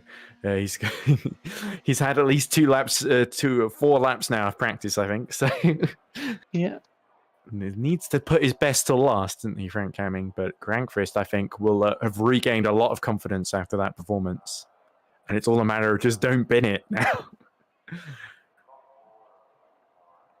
But as we all know, that landing, it may not be entirely within your control. No, it's sometimes it just you just land a bit in a bad way. Especially if you've got the left side that hits the ground before the right, or vice versa. Yeah, then it's already unbalanced, and then it will it will go everywhere. Yeah, and gravity I think really works against ready. you here. But anyway, here we go. The climactic end to the round of 16 then. We're going to just whittle ourselves down to 8 final drivers who are going to battle it out to reach the semi-finals then. But who's going to be among them? Is it going to be Jan Grankvist, or is it going to be Frank Hamming? On present moment, you've got to say it's Grankvist who's the favourite to pull it off here. Grankvist is the favourite in my opinion, and I think the times also support that. But it's also who finished first. Exactly, you got to seal the deal. Yeah, to finish first, you first need to finish. So that's the whole thing. We shall see what Here it we will go. be. The flag is raised, the lights come on, and it's a duel between the two. Whoever wins goes through to the quarterfinals, and once again, Frank Hamming gets a pretty decent getaway, but Jan Grankvist gets his line spot on here. Through the first couple of corners, into the hairpin he comes, Sparks trailing from the front end, but Grankvist setting himself up well as they go to the end of the first half of lap 1. Yeah, and Frank did has to have another go turning it in there. Yeah. And the rear spinning up wildly. Frank Hamming pushing like crazy to keep Grankvist in sight now. Grankvist is comfortably ahead, and there we go. Only needs one more lap. Handle the bump. He just saw Grankvist emerge ahead of him by quite some significant distance. So that will demoralize Frank Hamming, pushing for all he's worth, but it's not enough at the moment.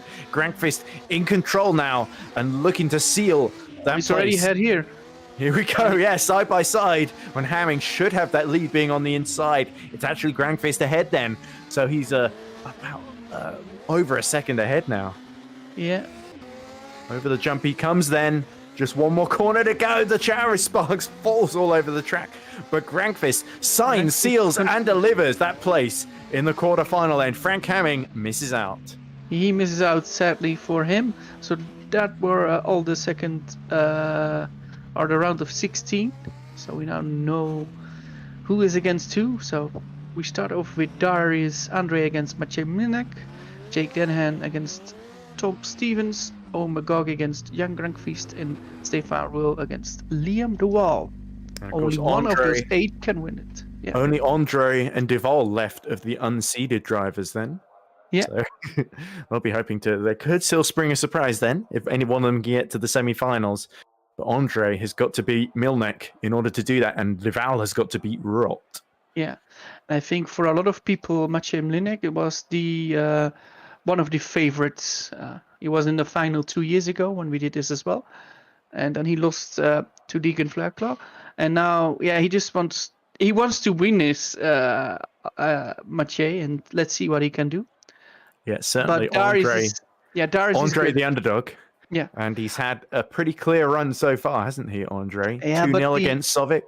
Yeah, but the underdog role suits Darius, so he can surprise with that as well.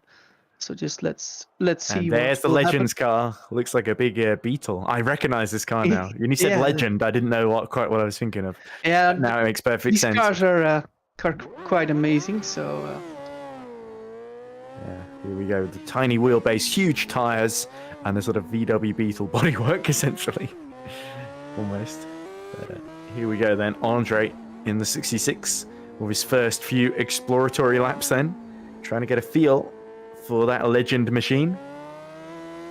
Goes over the jump, not getting quite as much air actually as we saw with the Radicals.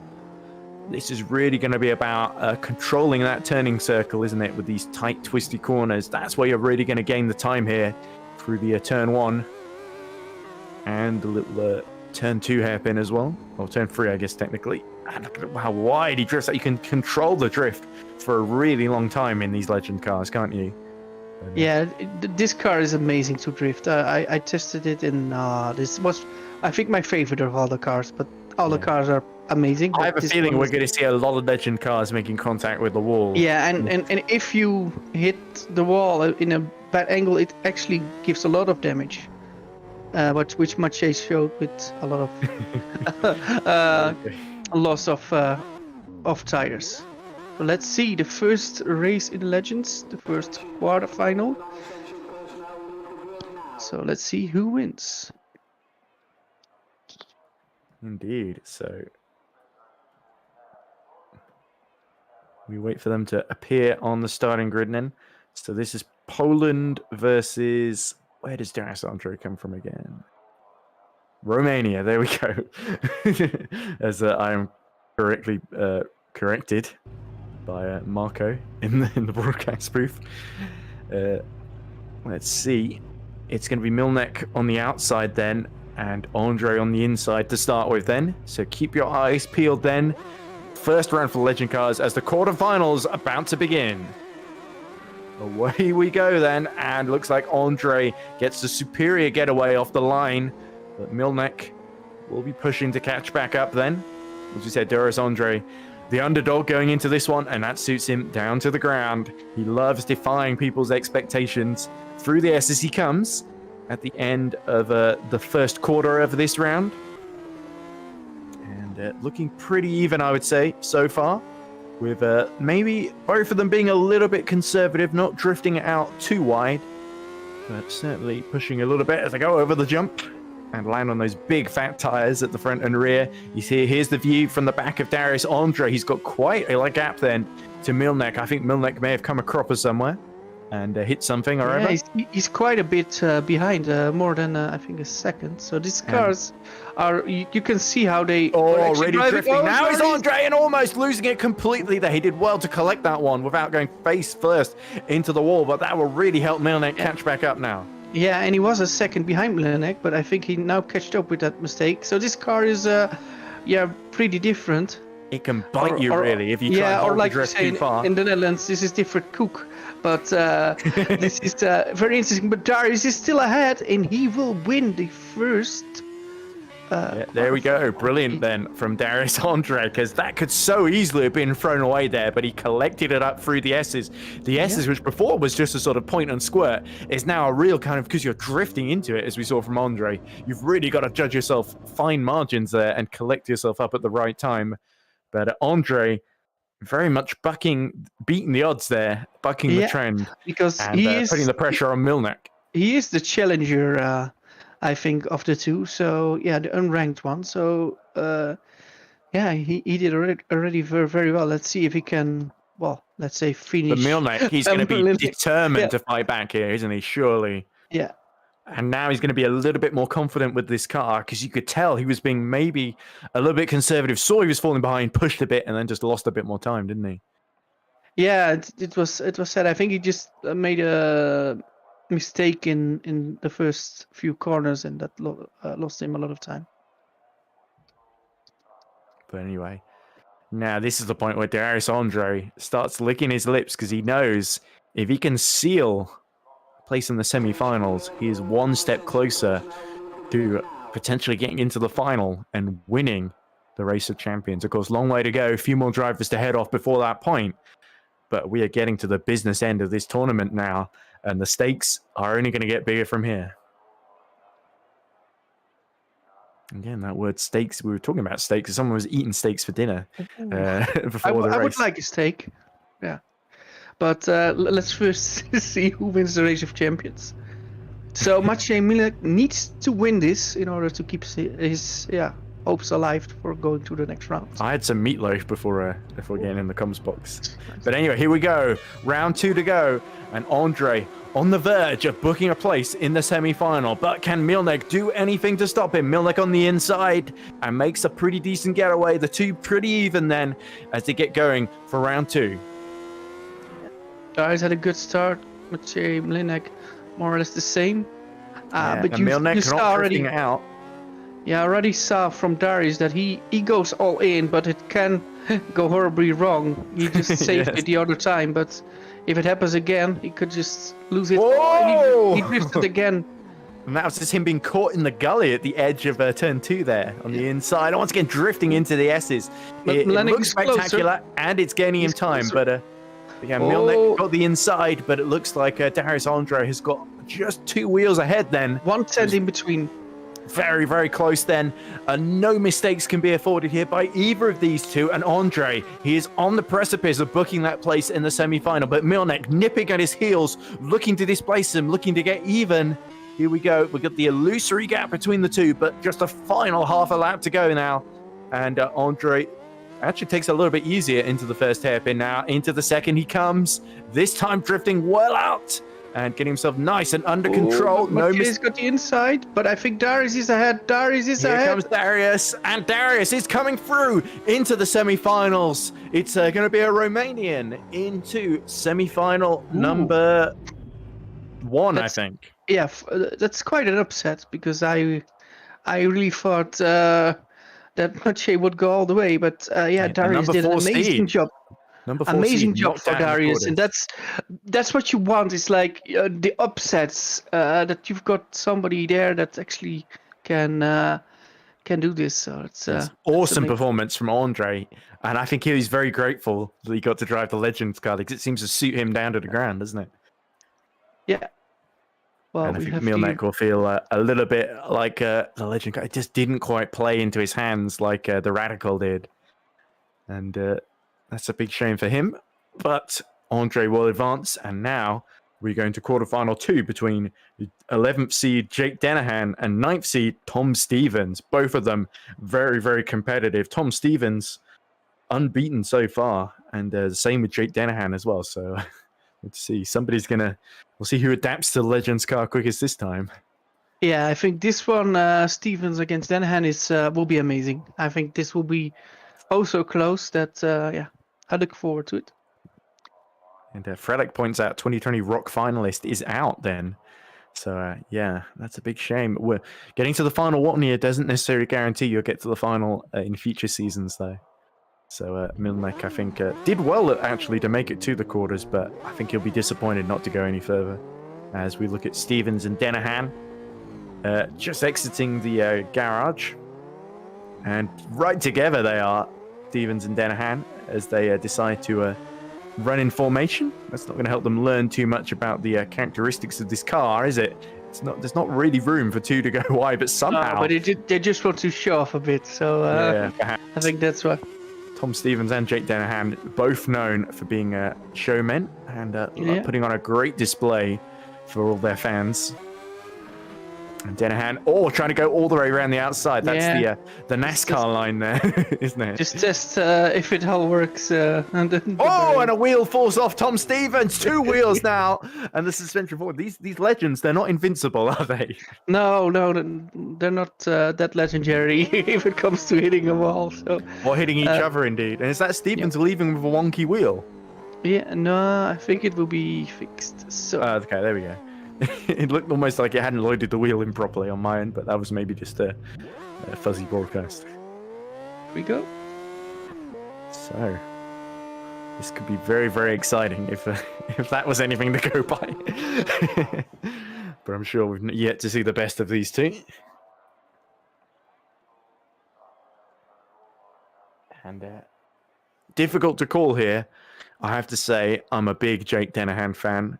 But I think Tom Stevens has been incredibly impressive in this tournament thus far. I think they are quite similar. I think they're both really good. So let's see who will get out of it. So here we go. Tom Stevens on the outside for Great Britain and Jake Denahan on the inside for Ireland.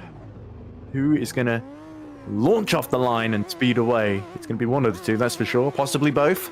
The light's about to go out. Semi-final 2 is... underway now. Much better start from Stevens. Was that a jump start? I am not sure. But it was certainly quick on the trigger, that's for sure. The throttle pedal pressed down, the gear lever released, and Stevens out before you can say a hop, skip, and a jump as he goes over the bridge and into the last corner. So Stevens well ahead, and I think Jake Denahan may be arguing for a jump start after this against Tom Stevens. But Stevens continuing on. You gotta. There's no good backing off now as he drifts under the bridge, which is always a bit risky. And he's certainly got a big lead now over Jake Denahan. Ooh, it's still okay. Okay, Denahan on the inside, and Stevens, yeah, there we go.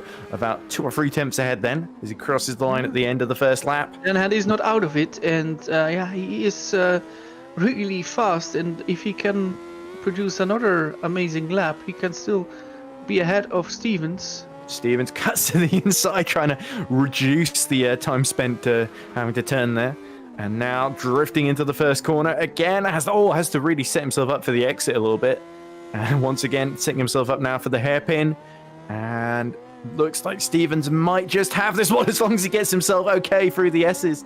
No, it's Denahan. But Denahan on the inside. Denahan has clawed back the time. And it's just a run to the line now. Ooh. Jake Denahan finishes first before Tom Stevens, despite Tom Stevens starting first. Ooh. So interesting. So regardless of whether Tom Stevens jumped the start, that's Denahan who draws first blood then in that dark purple Legends car.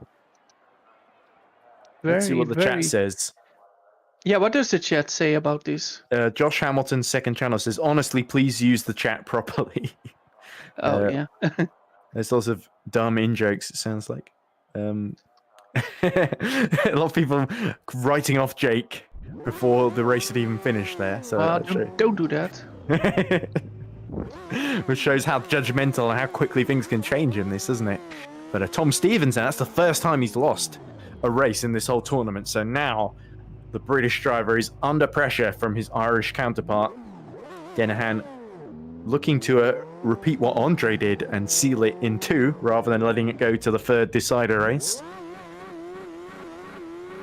So this could now be the knockout punch that takes Tom Stevens out of this tournament unless he can fight back with something very special. Yeah. He's going to have to really be quick on the draw at the start once again, isn't he?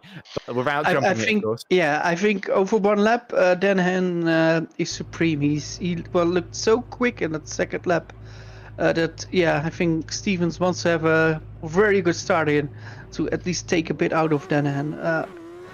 Let's see if it will be 1 each or if Denahan will place himself into the semi-final. Here we go then. So Denahan this time will start on the outside with Stevens on the inside. And the flag goes up. So here we go. Lights coming on. And is Denahan going to seal it? Oh, Let's see. Oh, Denahan really bogs down off the line. And Stevens once again gives himself a huge advantage at the start of this second round. And drifting on the exit as he approaches into that second hairpin. And on the exit too, setting himself up through the S's. So Stevens pushing it, putting it all on the line here. He needs to push because he needs to win this. And he had, again, an amazing start in comparison with Jake Denahan.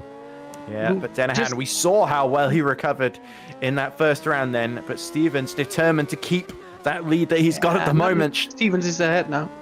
There we go. So Stevens comes through on the inside, and he has a sizable advantage over Jake Denahan. That's nearly a second in his favor. So Jake Denahan will have to do something truly special here, or Tom Stevens will have to mess up. But let's see. Here comes Denahan over the bridge now. Second half of lap 2 is going to come after this.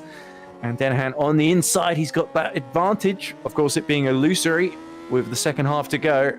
So Stevens has lost a little bit of time, but not enough for Denahan to get significantly ahead. He had 9-10, yes. So let's see. Oh, and he's completely lost it! And hit the wall, and that hands it to Jake Denahan. He just drifted on the entry into the bridge, hit the inside wall, and that was all she wrote. Jake Denahan is through to the semi-finals, and Tom Stevens will be kicking himself.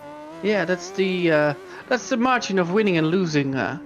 I think that's this was going to be very close. I'm not sure if Tom would have made it because Jake looked pretty quick, but Jake was catching up, but Tom had, like you say, a decent advantage. That getaway from Tom Stevens off the line was immense. So Denahan will certainly be wanting to learn how to get off the line a little bit more sharply. Yeah, at least with that car, but of course he now is not using it anymore. The semi-final will be with the NASCAR, which Jake Denahan, of course, won the FSR Stock Pro title in, and against Andre, who also competed in FSR Stock Pro. So a little bit of a rematch there.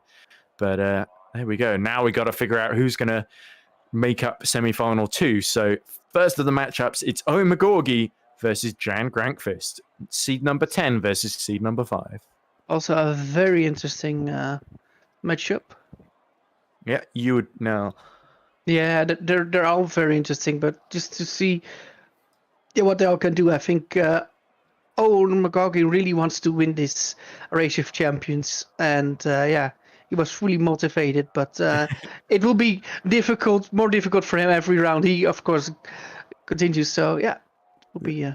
Simon Frelik typing in the chat, Jake can't start the car, shake my head. Josh Downard says, Jake man, just send it. It sounded like he didn't need to in the end. He can't start it, but he can't finish. So. Yeah, certainly. And you got to feel a little bit for Tom Stevens there because he could potentially have equalised the score. But here comes Owen Magogi.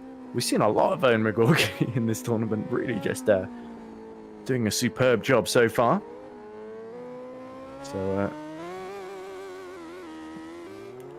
Grankvist was beaten, of course, made that mistake in the first part of the round of 16 against Frank Camming. So Magogi has got the better record, I think, so far in this tournament. I think unbeaten, I believe, whereas Grankvist has been beaten once. So I would have to say, depends who really gets on top of this car the best.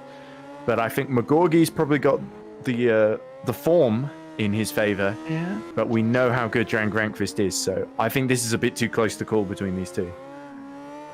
Yeah, I think this will be also a very close one. Indeed. So, of course, Jan Grankvist from Finland and Owen Magogi from the United Kingdom of Great Britain. And, of course, Northern Ireland. But... After this give the full name of the territory, but just so we don't get mixed up with Southern Ireland, which is where Denahan is from, or at least the flag he races under. And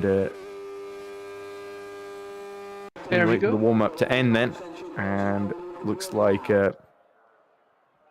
Grankvist in the blue number 1 car, so that's quite presumptuous of him. Clearly thinks he's going to do well here. and Magogi in the purple Mentally, car. always good to have a number 1 new car, but let's see if it works for him. It's good when you earn that number 1 as well, but certainly Grankvist is he earned it. They both. That's true. earned Yes, it. he did. Yeah. And Grankvist arguably having maybe the harder path to get here against some of his opponents, but Magogi certainly hasn't put a foot wrong so far. So here we go then. Grankvist on the outside, Magogi on the inside. They're released, and semi-final 3 is underway. And they both almost sort of bogged down a little bit, but it's Magogi who bogs down less off the grid. And Grankvist almost getting a bit sideways there. Yeah, they both got it a bit wrong. But let's see who gets the superior run in through the first lap then, as it's almost halfway done. And I think Magogi is probably ahead at the moment as he goes to the outside line now. And now has to negotiate that jump. This is where we saw Tom Stevens falter. But Magogi keeps it on the straight and narrow. No sparks at all. No dramatics as he lands, slides it to the inside.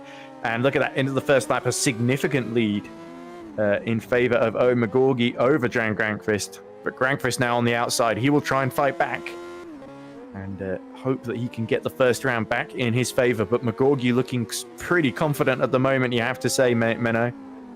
Yeah, and you're quite good. Ooh. Yeah, he's almost caught up now, even though Grankvist should be well ahead with the inside line. And Magogi just pushing. You see how close he's getting to the walls at the S sections. Over the jump he goes again. Yeah. And this should be Magogi's comfortably then. To the line he comes. And that's the gap there.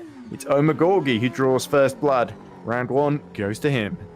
Round 1 for Owen. So, well done. Yeah, and that's going to be... I think Grankvist, that's a bit of a surprise. I thought Grankvist would really push him hard there. So maybe Grankvist will fight back in round 2. Remains to be seen in this Legends car, whether he can get on top of it.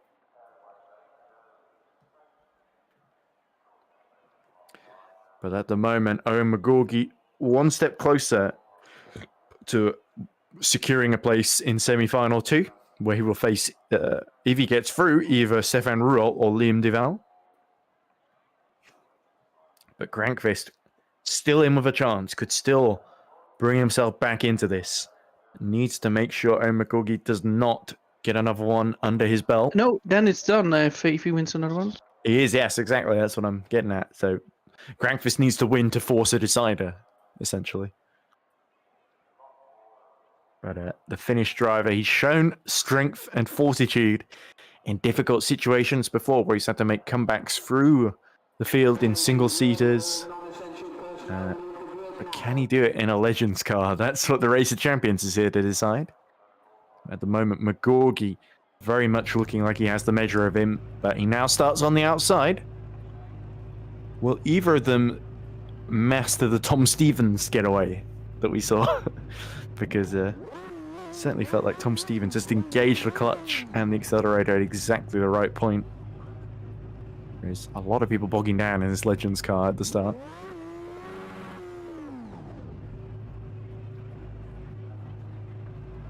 The flag up then. The lights come on. And Magogi could secure now a place in the semi-final as they both get a very leisurely getaway there. But Grankvist this time gets the superior motor. This is a little bit like watching a wheelchair race or something when they get off the line. But now they're up to speed. It's certainly then the car is amazing, but it's just the start, which is interesting. Yeah, certainly. Tom Stevens was doing something very special there. Sadly, he won't be seeing any more of him in this tournament. But Magogi looks like he's got the measure of Grankvist on this run so far. I see neat and tidy here through the S's then. Not too much extravagance. End of lap 1. And it is actually Grankvist ahead then on the inside then by a couple of attempts. So actually, Grankvist is fighting back then. Oh, and risking it, really. Look how much he's putting the wheels on the grass there. And now drifting on the exit into the S's. Just a final half a lap to go there. Grankvist hangs the rear out through the final corner. Magogi ahead, but that's illusory. I think Grankvist is still marginally ahead then as we go into the final half a lap. Can Grankvist force a decider here? Or is Magogi going to take it? Here we go. Over he's the jump ahead. he goes, lands it well. And I think Grankvist has got it here. Through the final corner he goes. Grankvist evens the score. And now it's going to go to a final duel between Oh, a the two. decider. That's a very, very interesting. So, one each. Here we go. So Grankvist there. He's got his mojo back, hasn't he? Yeah, and this is interesting because now they know it's all or nothing. Which makes it very interesting. Yep. This is going to be make or break for these two, isn't it? One of these guys will be going through to the semi-finals, and the other will be trudging home. Well, I guess they're already home, but because it's sim racing. But, the other's going to be disappointed, is what I'm getting at. Yeah, and I think they both have got their eye on the big prize. They both want to win it really bad. So, let's see. Yeah, I think Grankvist is going to take this one. What about you, Menno? Well, I think Magogi can still take this one. He can, yes. Then we are even with the commentators. Yeah, there we go. One so of us is gonna be proved wrong. Yeah, that's what Magogi now says. Ready to witness history. So let's see what it will be. The final. In the way that this plays out, he's certainly he's going to be proven right, I think. Here we go then, joining the start line, and they're both going to be eagerly awaiting this final. I think because the start is so strange with this car that you could very well, the one that gets better start could very well win it. I think this could very well be. Yeah. This could very well be won in the first few meters. That's an excellent point, Menno. Okay, but here we go. Everyone in position for this deciding round then. Place in the semi-finals at stake then. Who is going to win this one? Is it Grankvist or Magogi? Magogi on the inside, Grankvist on the outside. Pretty even. Look like Magogi got a slightly better getaway there as he drifts a little bit through turn one on the exit. So Grankvist could well be that first lap will tell us a lot. Not the first half lap, but let's say the first full lap. Yeah, there we go. So a big lead at the moment for Jan.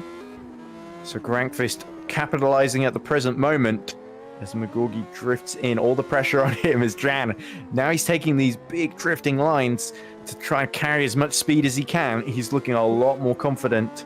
No need to hold back now, is there? Close. Here we go. Oh, they're going to cross the line almost side by side there. Almost an Yeah. identical time between the two at the end of the first lap now. Magogi So was it's all or just ahead. nothing. And here comes Grankvist, setting himself up for the jump. He flies just through the air, hits the ground hard, and now gets himself set up for that left-hand hairpin. Doesn't take too much to the inside then. I think Grankvist... Very, very close. I think Grankvist has got that number one on the car. Can he keep number one on the timing screen? Magogi will have to push as hard as he can to keep Grankvist in sight. Then Grankvist goes a little bit wide. That won't lose him any time, though. But he sets himself up through the really S's quick then. here, but I think it's Grankvist. Grankvist with the more exit, and Grankvist. Oh, there we go. The semi. Here we go. So Grankvist seals it then in the last round with winning 2 in a row after losing out in the first round. And Magogi will be disappointedly having to go home. But what a brilliant comeback there from Jan Grankvist. And that now means he's going to face either Stefan Ruwalt or Liam Davao in the semi-final. Yeah. So this was an amazing battle. I think, you couldn't tell who got it until the very end. Grankvist proved me wrong because I sort of sounded like I was sort of think Magogi was going to get through easily after that first round, but Grankvist proved me very wrong. Although I did back him just before the end there, so I was proven right in the decider. But anyway, that's 3 of the 4 in the semi-final decided then, but 1 more is left to join them. Yeah. And will it be third seed Stefan Ruwalt or the unseeded Liam Davao, who is once again really, both of them sort of going through unbeaten. No, Ruwalt did get beaten by Sven DeVries, didn't he? In the round of 16. True.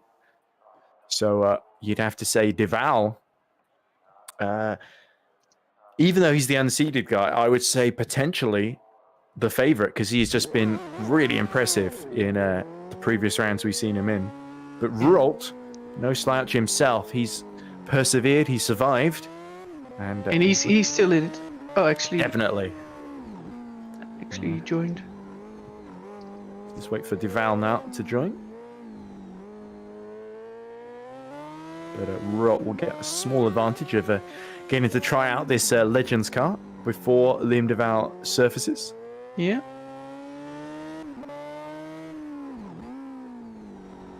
Liam DeVaux is joining. And Ruwalt, of course, seeded from the SL1 division, of course, third. So he's the highest seed still in the competition at the moment.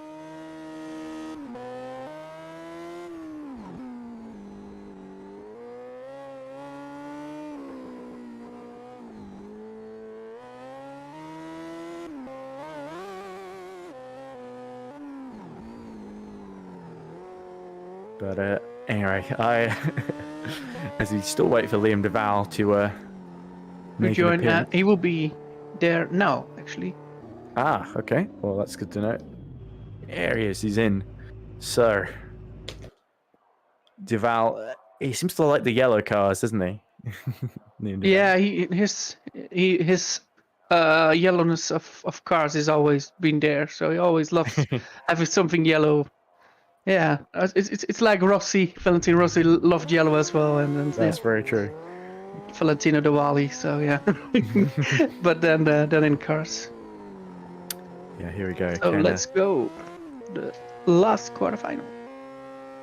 So Ruwalt, I think we'll know a little bit better what to expect though. So DeVaux, with the slightly less practice of this Legends car around this Race of Champions Thailand Bangkok circuit, is going to be.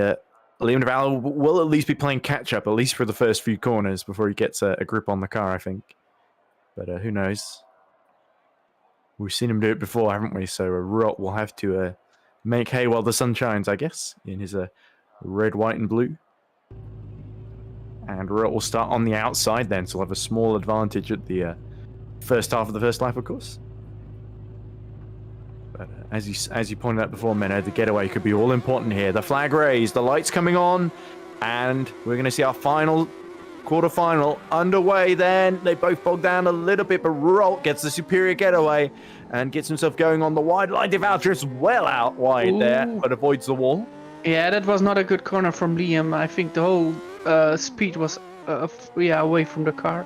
I think Ruwalt let the car slide a bit more. Actually, that's gave him a lot of head start. I think this is more than half a second. Ruwalt a little bit conservative though. He's not drifting quite as much. So I think he's sort of relying on having that little gap to Liam DeVaux. Let's see as we go through the last corner now. DeVaux on the inside. Oh, it's neck and neck really. But Ruwalt just a tenth ahead then as they go into lap 2. And now Liam DeVaux feeling a bit more confident, could start pushing here. Ruwalt could be under real pressure then as we end the first half of lap 2. Was not a good landing from Ruwalt, I think. Could have been better. There we go. I think DeVaux didn't have an amazing half a lap either, so it's pretty neck and neck then. It's all going to be decided in these final few corners. Ruwalt gets himself set up. This will be close on the finish. Yeah, all cutting to the inside there. A little bit of the inside now. I think he might have it now. Oh, but Ruwalt goes to the outside. It's going to be a photo finish between the two. And it's DeVaux who just holds on. Oh, this was very close. Very close. Yeah, so Liam DeVaux had to learn very, very quickly how to drive this Legends car.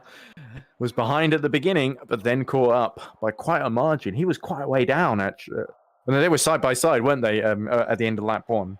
So, so this is actually a very, very good matchup. Let's we know see how good both of these are. But DeVaux, I think, now fancies being the second unseeded man to get to the semi-finals, along with Darius Andre, of course, who will be in the other semi. But who is going to face Grankvist then? Ruwalt or DeVaux? Ruwalt's really going to have something special out the bag, really, to overcome Liam DeVaux here. And it looked to me like Ruwalt was driving a little bit conservatively.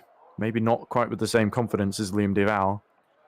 It seems whatever you put Liam DeVaux in, he just drives the neck off of these cars, doesn't he? He's just constantly drifting all over the place, trying to carry as much speed through these tight corners as he can get away with. And it's Liam Davao is kind of a win or bust driver, I find. Yeah, but that's what him suits best. Yeah. So Yeah. let's see if we can make it 2-0, or if Stefan Rowe will be making one each. I think it was really close. It could be one each. Here we go. Who is going to get the better launch? As the lights go off now, and it looks like Ruwalt is quicker on the trigger then. And Liam Davao once again left slightly in the dust, but he's got the outside line. And if you already noticed how close the finish was from race 1, Stefan already was a bit ahead with the starting phase, so that's maybe all he needs if it will be that close. But Davao has got a little bit more confidence now, having driven a full 2 laps and almost a third lap now in this Legends car. Ruwalt keeping it steady, neat, precise, little touches on the wheel when needed, a little bit of grass cutting on the inside, but everything under control. Very straight landing there. Into the last corner he goes. And end of the first lap, it's a pretty decent lead for Ruwalt, about 4 tenths there. Yeah. Ruwalt does lead, but of course he needs to. So let's see if he can finish it and make it one each. Yeah, even though he's not sliding the rear out all that much, you can tell he's pushing, trying to precisely line all these things up. Very clinical driving here from Stefan. Although he drifts it into turn. Now he's pushing a lot. He must have Liam just as seen well, Liam catching him up a bit. This Over will the be bridge he goes then. Easy win for Stefan here. Here we go. So Stefan doing enough to force a decider here. Nothing Liam Davao can do as he drifts the rear out. And it's 1-1 between the two. So now we're going to get another climactic decider in this quarterfinal. The last of our 4 quarterfinals. Let's see.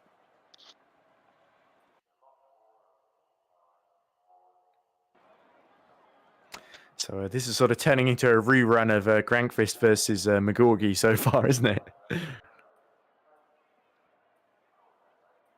But Liam Davao, I think, will be hoping to get back on terms with Stefan Ruwalt.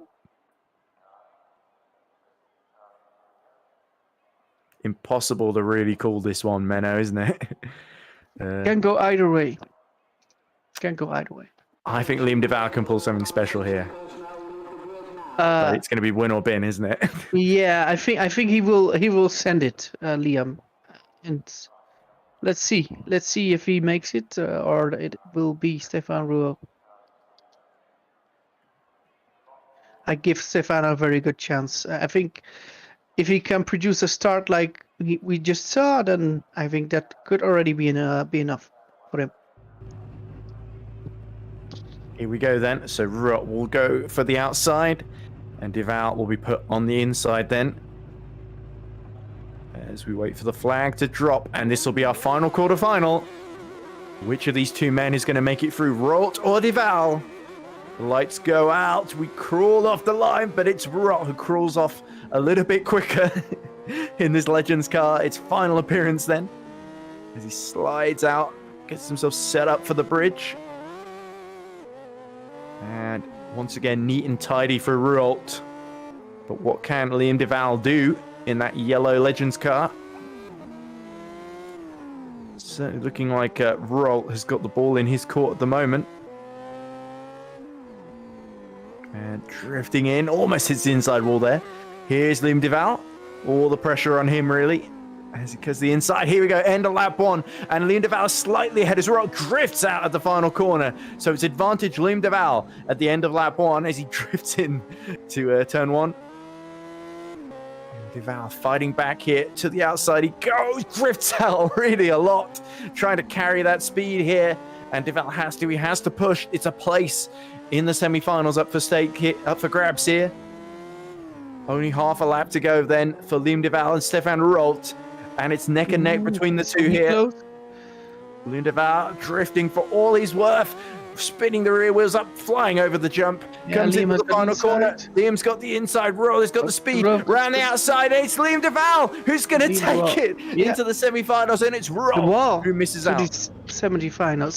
So amazing. This was very, very close. Look at this. All the races were quite close. So that was awesome. Yeah. Once again, I correctly predicted who would make it through to the semis.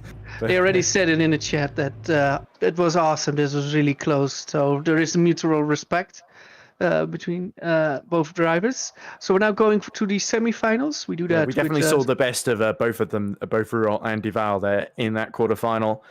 But with that, that's your quarterfinals completed then. So the semis will be Darius Andre versus Jake Denahan. So unseeded Andre versus the seeded Denahan. And then Grankvist, seed number 5, versus Liam Davao, our second unseeded man. So it's a 50-50 chance whether one of our unseeded drivers could make it through to the final at this phase. Very interesting. But we're going for a small break. So we'll be back in a few minutes. Okay, see you on the other side.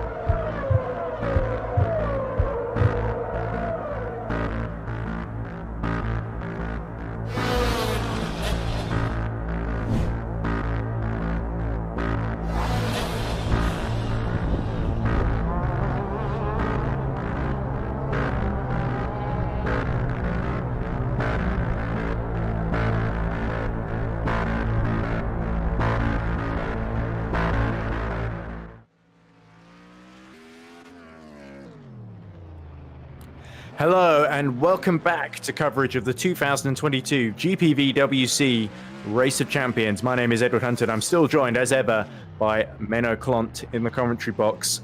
Well, we started the day with 16 drivers and now we're down to 4. That's right, it's the semi-finals. And our first semi-final is going to be between Darius Andre and Jake Denahan. So Menno, lots of really exciting close action. And now we see probably these what's the phrase here? Maybe slightly oversized for this these NASCARs, but it's going to take a lot of position because of the extra sort of long wheelbase on these cars. As we see Andre getting really barreling up the ramp there. This will be quite special, so we shall see how this goes. So let's go to the first race of this semi-final between Jake Denahan and Darius Andre. Yeah, and remember we've got the second semi-final after between Grankvist and Davao, who of course made it through from the quarterfinals. But a lot of this is where we really get to the crunch time, isn't it? Deciding who is going to potentially make it to that final. And it is Ireland versus Romania. Yeah. Denahan versus Andre, and Denahan will start on the outside with Andre on the inside. Of course, both of these two, no strangers to NASCAR, having driven them in the FSR Stock Car Pro season recently, with Denahan as champion, Andre with a few top 8, top 7 finishes to his name. Who's got the best car? Oh, Darius. Away we go, and Darius on the inside rockets away, and that really puts the pressure then on Denahan, who really launches it towards the inside wall there. And both of these guys being very, very confident at this phase then. Darius already is going all in. He knows that I think Jake is pretty quick, so he needs to make it work. Exactly. So everything here. Darius Andre, he may be going in as the underdog, but he's not going to let that affect the way he drives as the front bumps up awkwardly. And end of the first lap, it's Andre that leads by 3/10 of a second there. And look. Denahan just barreling towards the inside wall at the S's there. It's all the grace of an elephant on roller skates here, these heavy NASCARs, isn't it? But somehow they're getting a lap time out of them. Only final half a lap to go, and I think Andre very much in command then as Denahan drifts into that first hairpin. Yeah, and Andre looks pretty damn good on this race. But another big dramatic landing there for Andre as he drifts into the final corner. Denahan struggling to catch up, but it's not enough. Andre takes round 1. He takes round 1. Whoa, that's surprising, I think, for a few, but you of course knew he was pretty good in this. I think the NASCAR hit so much about momentum. Andre got that amazing start and then just kept it going throughout both laps, didn't he? And Denahan recovered a bit towards the end, but he just ran out of time, didn't he? So let's see if he can get back. He is then Jake Denahan. Yeah, so Darius Andre could spring up a huge upset here by making it to the final. But Jake Denahan determined not to let that happen. Is this the first round that Denahan has lost? Because he beat Tom Stevens 2-0. Yeah, so that's the first loss for Denahan in this tournament. But Andre, currently one of the only drivers with an unbeaten record, I think.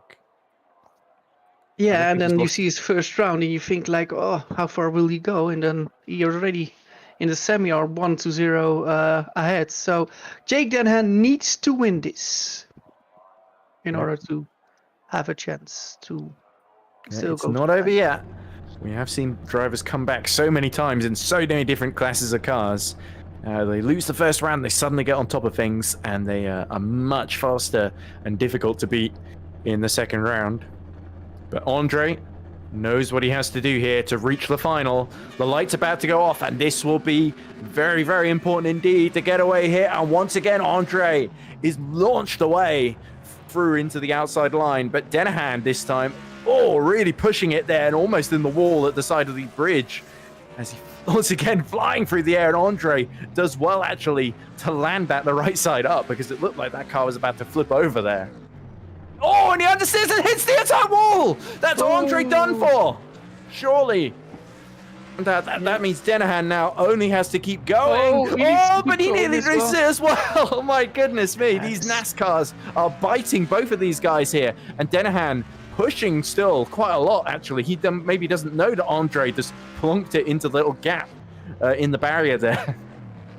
Yeah, and now he just needs to take the point. Oh, yeah, and Darius gets it wrong again. I think Darius already... Oh, Darius going for the old that NASCAR liner, just pushing it into the outside wall there to try and desperately catch back up. But so Denahan still in command at the moment. Oh my goodness me! Look at the rear; he's almost trying to go to a different postcode there.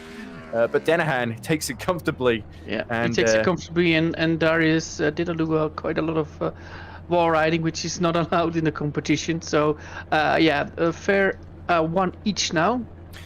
What happened there to Andre? Because it looked to me like he was just understeered into that first hairpin there on the inside. Yeah, I'm not sure what happened there. I just missed it. It's almost like he tried to drift and then was trying to do it a bit too late and then just got caught in the gap there. Yeah, and this car is so interesting on the brakes that yeah, it can happen. My goodness me! So we're set up for a huge decider then to decide who's going to be the first driver in that final. Then 1-1 between Denahan and Andre, and any little mistake is going to be punished tenfold here. So Andre, that will dent his confidence almost certainly. I think Denahan is going to be really feeling buoyed by that. He's going to feel like, right, that's one in the bag. I can seal this now. Whereas Andre is going to be very much on the defensive. Whereas before, he was kind of just pushing to try and seal it, wasn't he? Around early. But both of these guys are going to be going flat out then in these NASCARs. And these unwieldy, cumbersome machines, but they somehow are able to get around this tight and twisty and technical Racer Champions circuit in Bangkok, Thailand. Here we go then. The decider, Denahan or Andre. Andre on the inside, Denahan on the outside. The light's about to go out. And we are underway, and another brilliant getaway for Andre. Just rocketing off the line, but Denahan knows he can fight back here, and it's going to be leaving nothing to chance. I've got a feeling Darius Andre will be going all in, but also does Jake Denahan. Look at that landing.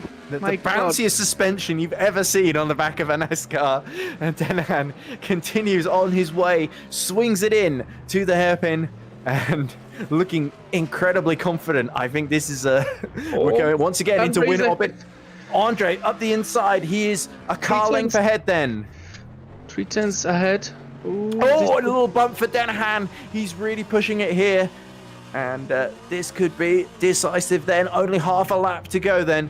Denahan on the inside has that small advantage due to being on the inside line. That looked like Andre just hitting the outside there at the final corner. So both these guys making mistakes, pushing to their very limit and beyond. Here we go. Final few corners to go. Is it going to be Denahan or Andre that makes it through to the final? Andre on the inside. Denahan pushing for all his worth. And it's Denahan who crosses the line before Andre gets there. Oh, my goodness. It is Denahan. Denahan, by the skin of his teeth, secures a place in the final of the Race of Champions. Wow, there we go. that was really good. Really good. Andre, full marks to Andre, though. He didn't leave anything on the table there. I don't think he's going to be ashamed of that performance at all. That was a brilliant final deciding round there to get to the final. Yeah. But, there we go. It is Jake Denahan, number 11 seed, that books a place in. So now he is either going to face Jan Grankvist or Liam Davao. Right, so place your bets, ladies and gentlemen. So Grankvist or Davao, of course, they were at one point going to be teammates in the World Championship. Although Liam Davao correctly pointed out to me that he was only supposed to do one race, and that race got cancelled due to R-Factor 2 issues. So yeah, I think I was maybe a little bit harsh on Liam Davao yesterday in commentary when I was just trying to fill some time. But it'll be very exciting to see how he gets on against Jan Grankvist. Not seen the two in the same race, I don't think, before. Now we're waiting for the other two. But I have to say, on the evidence thus far, I think it's Liam Davao, who I fancy to come out on top here. Him and Grankvist, similar record through the tournament, only one loss each, I believe. Oh no, 2 losses. Grankvist got beaten by Hamming, and he got beaten once by Magogi, whereas Liam Davao has just the 1 loss to Stefan Ruwalt.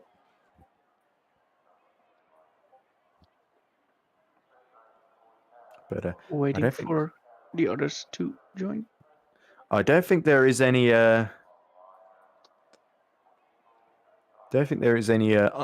Unblemished, unbeaten record here in the tournament. Everyone has lost at least 1. Yeah, I believe so. But I believe Denahan is the one with the best record, I think, at the moment. Having only lost once to Andre. Yes. Oh no, to Frelik beat him once as well. So actually him and Davao and Grankvist pretty even at the moment, although we're yet to see how the Grankvist-Davao match plays out. There's Jan, and there's Liam Davao in the pits. So it looks like Jan Grankvist has gone for a very dark blue and white livery, very Finnish, dare I say. Yeah. And so, Liam Davao, as ever, has gone for the yellow car. Actually... Whoa, that's not how you take that corner, Liam. No, but I think that I know what they're doing. They're just like practicing everything what's possible, even to do a jump. Yeah, a bit getting the limits of the grip. Yeah, even do a bit more of a risky jump to see what the car is doing. So let's say if you really need to take a bit of risk that you know you were behind the first lap, that you if you want to take risk, you at least want to have tried it before. So yeah. So. We can actually say, by the way, that the 3rd place playoff that was originally scheduled for now, after this semi-final, that will not take place because Darius Andre has been given it by default because I believe...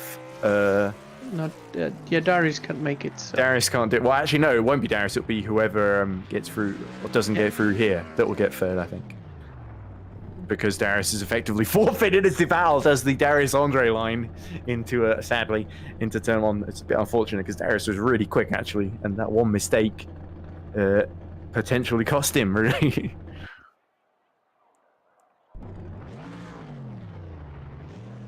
There we go. Let's see who will take it for the 2nd semi-final. Certainly. It's going to be close to call between Grankvist and Davao. But my gut says Davao has been the more showier driver, but I think Grankvist has been the one that's made fewer mistakes overall. But we'll see. But I expect Liam Davao to be very, very quick here in this opening round. They both were champions in the super light championship. So. Yeah, here we go. But who's going to get the lightning getaway? Is it going to be Grankvist on the outside, Davao on the inside? Away they go, and very, very even between the two. And Grankvist gets a little bit offline by bumping the wall, but it was side-on hit, so not much momentum lost there, at least, which is the key thing in these NASCARs. Oh, that's really going to hurt him, though.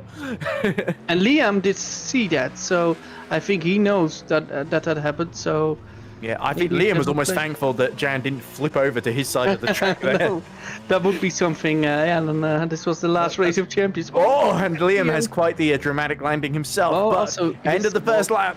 Looks like Davao has 7/8 tenths lead over Jan Grankvist, and has to really back out of the drift there.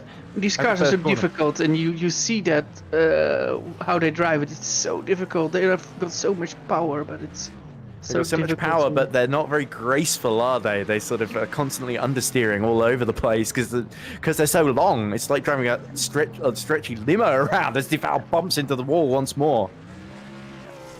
Over the jump he goes then. And into the final corner, Grankvist alongside then, but this is illusory. They've still got another half. No, that is Davao just ahead. Sorry, I'd lost track of where we were. So that's first blood to Davao. So Grankvist actually recovered really well there, but was just over a tenth shy. His second lap was much quicker, but the damage has been done in the first one. So there we go. 1-0 to Liam Davao. But Grankvist will be absolutely determined to come back now, needs to force a decider now. So great that we're seeing potentially both semi-finals go to a decider here, but Liam Davao will be determined not to let that happen, of course.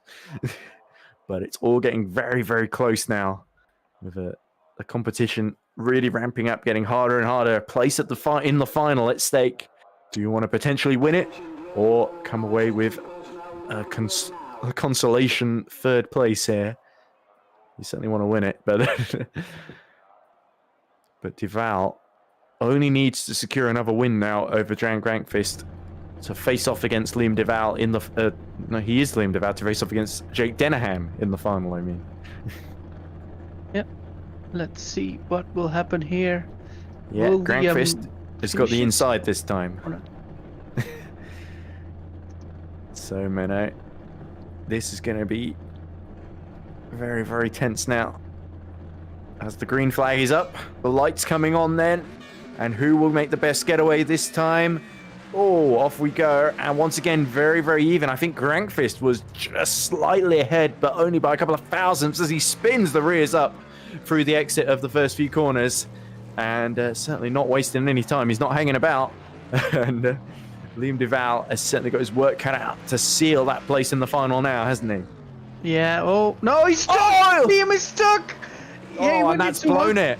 Yeah, but let's see. Jan, of course, can't make a single mistake, out. and he does as well. Oh, but not as big of a mistake. He didn't come to a dead stop there. He just about collected himself up there, and it's still...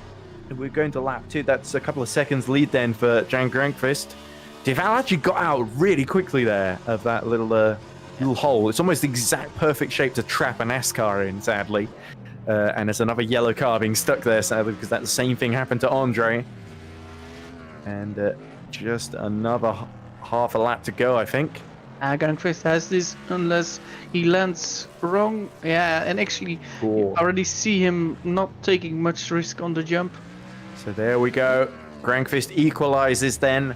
And now that means Davao, with that mistake, he's going to have to fight one final time against Grankvist to see which of them is going to make it through to the final. Yeah. So very, very interesting to see who will continue to the final. Yeah, this is a very, very tense atmosphere now. You could cut it with a knife. or yeah. or Well, a yeah, cricket stump. that's true. Let's see. But Davao, all the pressure on the both of them really. But I think Grankvist, we've seen him recover before, didn't we? Because the same thing happened in his quarterfinal against Grankvist was against Magogi, wasn't he? And Magogi took the first one, then Grankvist won the final 2 to get in.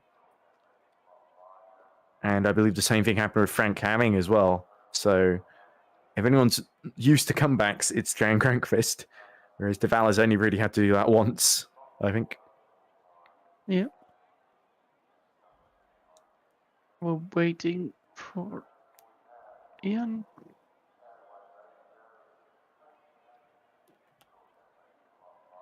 There we go. Who's your money on? Who's your money on then, Menno? Between Grankvist and Davao.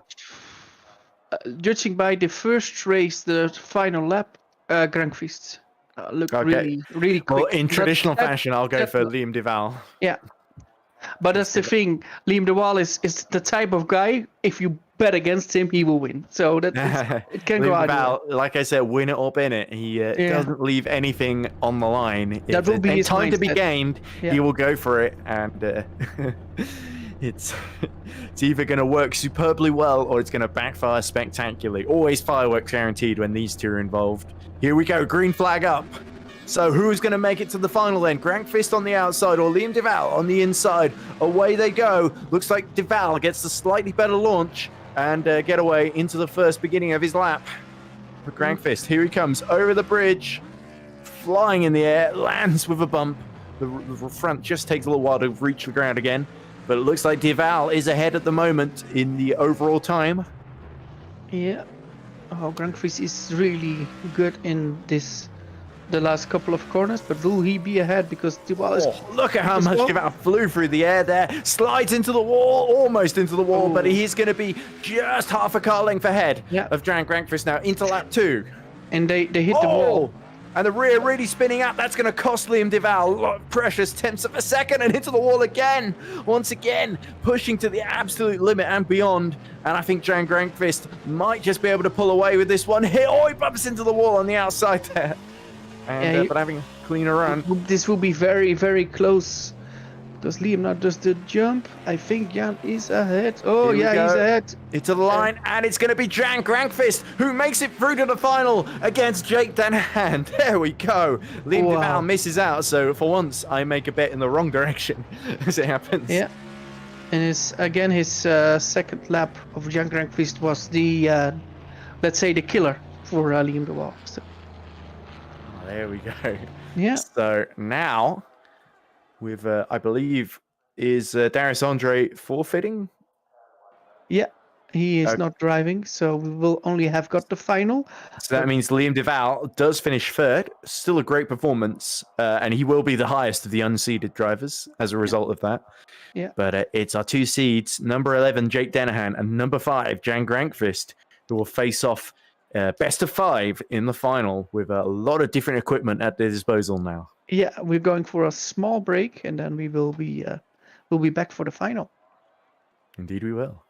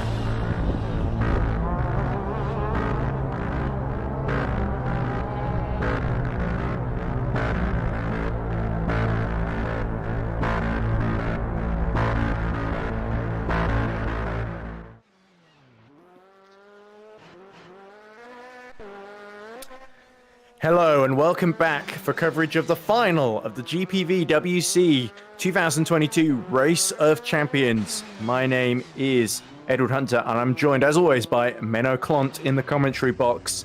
So after all that action, 32 drivers whittled down to just 2, and them being Jake Denahan and Jan Grankvist. Menno, either of these men would be worthy winners, but you have to say, they're very, very evenly matched, and this is going to be very, very exciting indeed as they get the Skodas out in preparation for the first round of the best of 5 final.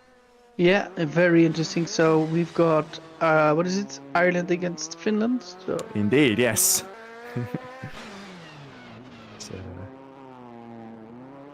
we have the island of Ireland versus the landlocked country of Finland. Yeah. No, Finland's by the coast, isn't it? So it's not landlocked. I apologize. No. I was trying to make it into some kind of comparison thing, but I guess it doesn't really matter where you're from as long as you drive fast. We've got a comparison here with the drivers. So we now see Jake Denahan waiting for Grankvist. Yeah, indeed. So Denahan, of course, the recently crowned FSR Stock Car Pro Champion. Yeah, but also the super. Jake Denahan isn't the super light champion, but his rival is. So both on their own very, very quick drivers, and I think it will be a very intense final. I think it can go either way, and that's the beauty of it because it's multidisciplined. The cars are so different that. Yeah, so both of these men, GPVWC champions in various leagues and categories. Both of them extremely versatile drivers. Whatever you put them in, they will excel, but who will excel more? And you have to say, in terms of the Skoda, I think Denahan drove the Skoda first time. Oh, I see, there was a little drift there at the end of his little run in warm-up. So Denahan might have a little bit more experience of the Skoda than Grankvist. But Grankvist no slouch really in the rally car sort of thing, as we saw when he was in the Legends car as well, which is a little bit similar to the Skoda, and the Radical as well in terms of its handling. Oh, we're waiting for young Grankvist who just was here. Let me see. Yeah, shall we go through the order then? So obviously Of the first. cars, Yeah, so I assume first round will be Skoda, second round the Turismo cars, then it's the Radical SR3 again, then it's the Legends cars in our fourth round, and then the fifth round, Classic NASCAR. We're waiting for both drivers to join again.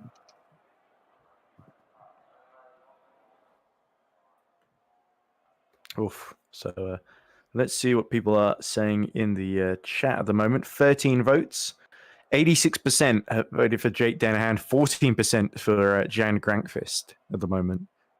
So let's see if a few more votes can swing that either way. But certainly a lot of people thinking the momentum is behind Denahan at the moment. And their record of wins pretty similar with, I think... They've got about, let's see, I think about 8 wins and 2 losses each, I think, is the record at the moment in this tournament. So, let's say they all had a problem, they needed to race for it so it's really good to see.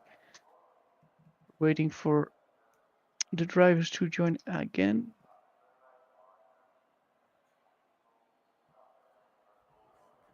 Yeah, so anyway. It's a bit of waiting game for a join. The way it works, the way it works, they need to rejoin and go out of the server and rejoin, so that can take a while, sadly. But that's it is what it is. Are there any other GPVWC events before the end of the year, or is this the final one? This is the final event of the year. Okay. So we still got a few EERC support events in touring cars and Formula E. We've got the finale, Formula E Hong Kong, next Wednesday, I believe. And there was touring cars that was supposed to be today, but that'll be pushed. That round's going to be put to the end of the season because of the touring car bug where the engines just kept blowing up. That was only fixed, I'd say, about like half an hour before the race was supposed to start. So they had to make a decision to cancel before then, sadly. But we got the next round, I think, at Bathurst, which will be, I think, early December somewhere. And we will have, of course, the King's Racing team of Luke Mitchell, Scott Mitchell-Malm, and Jack Nichols, of course, with the latter two being a famous motorsport journalist and motorsport commentator as well for Formula One and Formula E in the UK. So great to have the King's Racing boys competing against my lot, Hunter Birch Simulation, with Mia Rose, formerly of the John Lacey Esports Academy, and now of Queen's Esports, of course, you may recognise from VEC and a few other endurance categories. As I'm not sure if other people are seeing this, but I'm seeing Grankvist getting on track at the moment in the sky. Yeah, he's on track. Yeah, I hope it's not lagging as much on your end as it is on mine, ladies and gents. But, we wait now for this climactic final, what it's all been building to get underway, and looks like both of these drivers are going to get a little bit of practice in the Skoda, so should be on a pretty even keel then once we get going.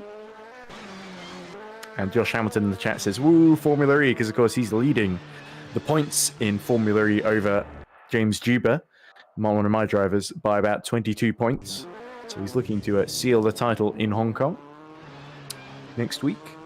They even put a sort of title battle video that I edited together for the ERC channel. So that's about 3 minutes long. You're going to check that out. You'll probably get through it before the final starts. But well, anyway. I think we will start with the final about now. So that's true. Let's go for round one, Skodas. Okay, so there we go then. Grankvist and Denahan ready themselves. Final preparations being made then as they prepare to do battle for the first time in the final. And remember, it's best of 5, so if you can win 3 in a row, that could clinch it. But that's what they're both sort of aiming for ideally, but given how competitive these two are, it could really well go down to the final 5th round, couldn't it? Yeah, I expect so. Yeah. But there you go. Denahan on the inside and Jan Grankvist in the white Skoda on the outside. So here we go then. The flag is up. And they will be released in a few seconds' time, and we are underway. And it looks like Denahan makes even slightly better getaway, but he is on the inside, so he gets the earlier turn in. And Grankvist then going over the jump as Denahan slides into the wall in that Skoda, but that's not the end of the world because the Skoda is built to sort of survive those kind of hits. So the Skoda can survive nearly all hits. Oh, another big drift from Denahan. He's really struggling to make up time here potentially to Grankvist. I think Grankvist has got a little edge at the moment, but Denahan can still fight back from this. Denahan slides all the way on the inside. Or is Denahan? I think it's just Grankvist. Oh, so Grankvist had just a little thousandth of a second on the first lap. Drifting. Nothing between those two. Denahan has the tightest drift you've ever seen. And once again into the second hairpin. And this puts the pressure on Grankvist now. Got to hold on to that small advantage, slender though it may be, into the final half of the final lap now. These decisive moments could clinch it for either of these two in the first round. Denahan getting ready for the jump now. He launches into the air, lands back to earth with a thump. Turns into the final corner really tightly, but Grankvist has got to run the line. Denahan hits the wall, and first blood goes to Jan Grankvist. Jan Grankvist 1-2-0. So there we go. Grankvist held on there, and I think Denahan pushing just a little bit too hard to hold on. Of course, he arrived first on the inside, but that hit cost him at the end there. So wow, that's 1-0. So. The voting in the chat, by the way, incidentally, Grankvist now has a 25% chance of winning according to the chat. Denahan 75% chance, so not as big as it was before. But we wait for round 2 to get going. So this is where they will switch cars, I believe? Yeah. Or will they stay with the Skoda? No, they will switch cars. Okay, so we will see the Turismo in action now. Yeah. which I believe is the Fiat, if I'm correct. That's the Fiat. So Yeah, there we go. So yeah, now they're coming from both sides of the bracket. So one of them did drive the Skoda earlier, and one of it was them. Denahan who drove the Skoda earlier, and he Yeah, just missed out at that's the end. interesting. So Jan already won, and now he got his car, which he already raced before. So that will be very interesting. Yes, of course, he drove the Skoda when he was up against Hygo Poom. Yeah. And Hygo Poom actually put up a pretty decent fight, but Grankvist did beat him 2-0. Yeah. So here we go. by the way, Grankvist will be believe- hoping to score another decisive blow here, won't he? If he can get 2 up, then that really puts the pressure on Denahan, because Grankvist can inch closer and closer to a championship-winning position, well, champion position. Yeah, well, it's a championship more or less. So yeah. Yes, but this is, of course, the Fiat has that. It's the one that bumps the most, I think, at the rear when it lands. And the only one that really rivals it could be the NASCAR. Yeah, they just want to do just one lap to get the feeling back with the car. Of course, they are so focused with the other cars. They just want to just get a Yeah, little it's bit. been a while actually since either of Grankvist drove this one, and it's been the first time, of course, that Jake Denahan gets to drive it too, as he squiggles on the exit from the. I'd use technical terms like squiggles and bogs down off the line and all these sort of British colloquialisms. Oh, There we go. For the second one, the Fiats. Can Jan Grankvist get on match point? If he wins this one, he already is on match point, and then we've got 3 cars to go. But it could very well be that Jake Denahan will be, pulling it 1 each. I think the race of champions should deserve that, but yeah, of course, Jan Grankvist has other plans. So let's see what will happen with the Fiats. certainly, yes. Already drove this. As you say, Grankvist, he doesn't care about whether it's close or exciting. He wants to win it, seal it up as early as possible. And it's up to Denahan to prevent that then. Here we go then. The flag is about to be raised. The lights come on. And off we go again. This time, very even start. Denahan slightly ahead, but not by a whole lot. And we get going again. A new car to get on top of then. And the Fiat, pretty decent handling. Look at that rear. When Jake Denahan went over the jump, it's just like, yeah, that's amazing. But into the outside line comes Denahan. Looks a little bit like they're going to come through the end of the first lap pretty close together, I think. Denahan over the jump. Turns into the final corner. Denahan has got the inside, so he's got the title line and the shoulder line. Grankvist will try and out-accelerate him, but it's Denahan ahead at the end of the first lap by a whole car length. I think it was Grankvist who was that. Oh, was that a mistake from Grankvist? Oh, Denahan there. Oh, it is Grankvist ahead. Sorry, I miscalculated it there. I was looking at the wrong car. It's Denahan has a big braking Bronco ride into the final corner there. There we go. Grankvist is well ahead now. Yeah, Grankvist is really wrong side. He can go match point if he doesn't make a mistake. Yeah, there we go. Grankvist just looking at one with this particular car, the Fiat. And over the jump he goes. So we're going to complete the race now. And Grankvist with a huge margin over Denahan. And that's 2 in a row now. So he puts us up to match point now. Yeah, and if he wins one more, he can take the champion, become the champion of the Race of Champions. Yeah. And I actually didn't expect it. I expected this more to be 1 each. But yeah. Yeah, Denahan, if anything, he struggled even more with the Fiat, to be honest, than he did in the Skoda. So, but let's see, we've got the Legend car next. No, Radical. The Radical, sorry. So let's see the Radical record between the two.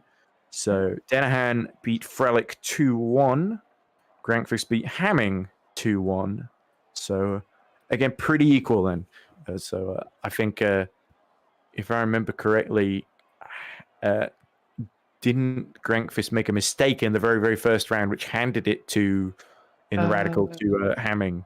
Yeah, that's correct. Yeah. And I can't remember what happened between Denahan and Frelik. I think Denahan and Frelik were very, very close together. So I actually think the Radical should suit Denahan slightly better than Grankvist. But it'll be very close. Well, yeah, if we want to have a longer And with final, the extra pressure on Denahan. it needs to have a yeah. And there's that extra, because Denahan knows he has to win if he wants to stay in this. And looks like Grankvist has got his black and white, almost like an old black and white movie, isn't it? Yeah. Denahan had one out in color with his number 0 red radical. And spin turns out the pit lane there. So Denahan certainly in a hurry to get some practice in. There we go. Oh, and he gets 2 corners before Yeah. warm up I had ends. this car already, so yeah. True, we did do the round of 16 earlier with this. So both of them have had 3 races in them as well. So Yeah, so let's see what will happen here. Jake Denahan now needs to win this. but almost as it takes the pressure off Grankvist a little bit, but if anything, he wants to seal it as early as possible. So Grankvist is just going to go for it now, isn't he? Yeah, I think Grankvist can take a bit of risk. Here we go. Playing it really This risky. could be the very Even though- last one. This could decide it in favor of Grankvist unless Denahan can do something about it. Once again, decent getaway off the line for Jake Denahan as they begin the run.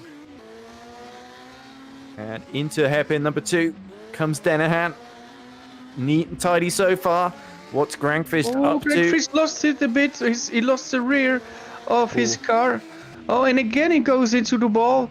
I think Jan Grankvist knows he's on match point, so he takes loads of risk, but I think it doesn't work out for him with this radical. I think Jake Denahan will be comfortably ahead, and he is after 1 lap.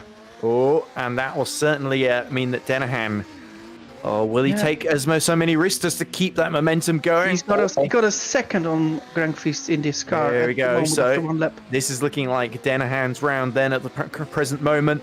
Half of the final lap about to be completed.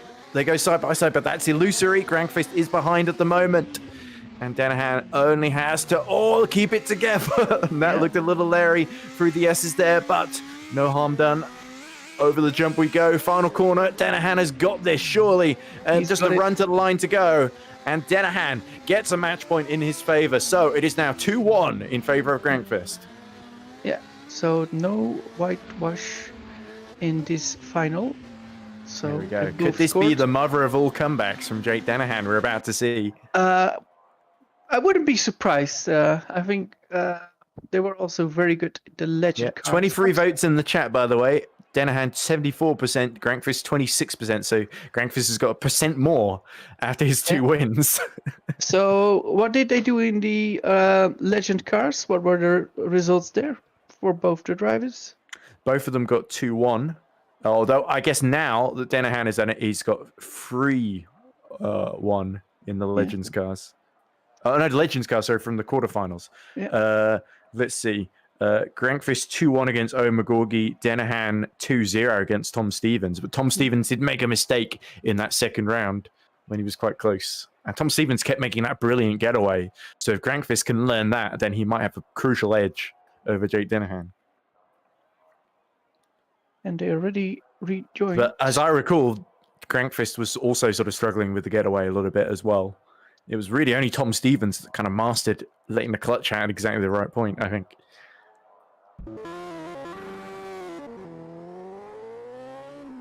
Oh, Denahan breathing some life then into this title, this champion finale. I keep calling it a different name for this. This is this best of 5 finale. And there we go with the legend cars again. If Jan wins this, he is the champion. Jake needs to win this one. Yeah, and if he wins it, he can equalize it, can't he? Yeah. Make it 2-2. And then we have the NASCAR to finish it off. The final race of the Race of Champions, if we need that. But maybe. But we have to act like this could be the finale because it could be. Very Here we well go. be the finale. Flag about to be raised any second now, with Jake Denahan on the outside in his Legends car and Grankvist in the blue car on the inside. Grankvist looking to seal it. Denahan is the only one who can stop him now. The light's about to go out and we are away. Oh, for Denahan with a potentially much better start. Wow! And Denahan, learning from his mistakes earlier, has made a brilliant getaway there, and now has to hold it, has to keep that momentum going if he wants to keep his hopes alive. Over the bridge he goes. These cars are pretty difficult to land, so... Yeah, the slightest twitch, the slightest miscalculation could throw it away completely. Denahan needs to keep his wits about him. Grankvist will be pushing for all he's worth as well. Cannot let Denahan equalize with him. The score currently 2-1 in favor of Jan Grankvist. Is ahead after one lap, but Grankvist is quite close. What's the gap? Oh, it 1 is second. almost, yeah, a whole second then. So Denahan flying at the moment, looking very, very confident indeed. And he did win 2-0 against Tom Stevens earlier in this car. Through the final corner he goes, just half a lap to go. Half a lap to go, and it looks good for Jake Denahan to make it 2 even. Then we will go to a decider, the final. Yeah, Denahan just needs to make sure he doesn't bin it now at this phase. A few more corners to go. And it is Denahan who is going to make it 2-2 to equalize the score. Through the final corner he goes. Grankvist struggling to catch up, but it's not enough. Denahan takes his second win in a row then. And that's a superb comeback so far. And Grankvist had no answer there. So, 2 even, we will get a decider. That was already quite amazing, but now they go for the NASCAR on the deciding 5th race of the final. Yeah, so a reminder then, both pretty even then. Denahan lost once to Andre, and Grankvist lost once to Davao. And in both cases, Andre and Davao got stuck in the wall in one round. I don't know. I have to say, I feel like Denahan is going to take this now. That's my opinion. But I think Grankvist will push very, very hard indeed. I think they know this is maybe once in a year, at least. They both want it, so they will send it. Especially if somebody is just behind after one lap, they go all in at the second lap. If it's still close, then yeah, it will be very, very interesting. Oh, this is so exciting. I'm just licking my lips at this. Denahan versus Grankvist. 2-2 between them in a winner-takes-all NASCAR finale at the Race of Champions here in Thailand. Who's going to be the 2022 Race of Champions? They both go out getting those few corners of practice then before they get set to the start line. And Denahan is not going to get too used to this view at the back of a Grankvist car, I guess. But, you feel how violent it is, especially when he bumps into the back of Grankvist to try and spin him around there. But, yeah, these NASCARs, they're muscly, they're beefy. Oh, he spins Jan Grankvist around. Yeah, they're already doing a bit of victory donuts to know where they want to do it if they win. Let's go to the final. There it is. The final in the NASCAR. 5 out of 5. 5th race. Who will win it? Will it be Finland or will it be Ireland? Yeah, here we go. Grankvist for Finland, Denahan for Ireland. And the NASCARs revving their engines then, getting ready for this finale. This will be the final one, no matter what. And as you say, it's all up for grabs here between these two. With Grankvist winning the first 2, but Denahan winning the second 2. And we now wait for the crucial lights in the middle and the flag to indicate, here we go. This will be the finale then. Grankvist on the outside, Denahan on the inside.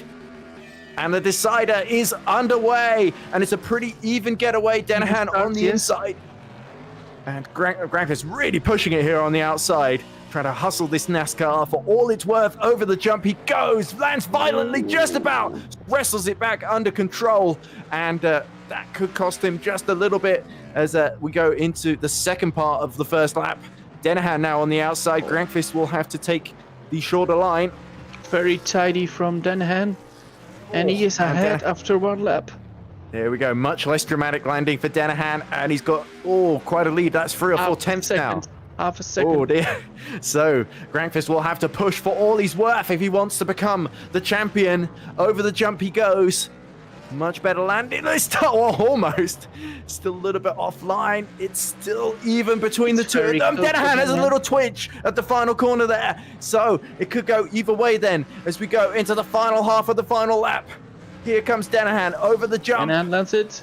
Oh, into the final corner he comes. It's going to be side by side. Who's going to be the champion? And it is going to be... Who is it? Who is it? It's Grankvist. It's let's see, who is it? I think it says Denahan here.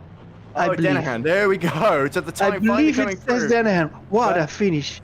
Yeah, 0.023 in it. Jake Denahan is the champion of the 2022 GPVWC Race of Champions, and Grankvist, by the narrowest of narrow margins, is denied.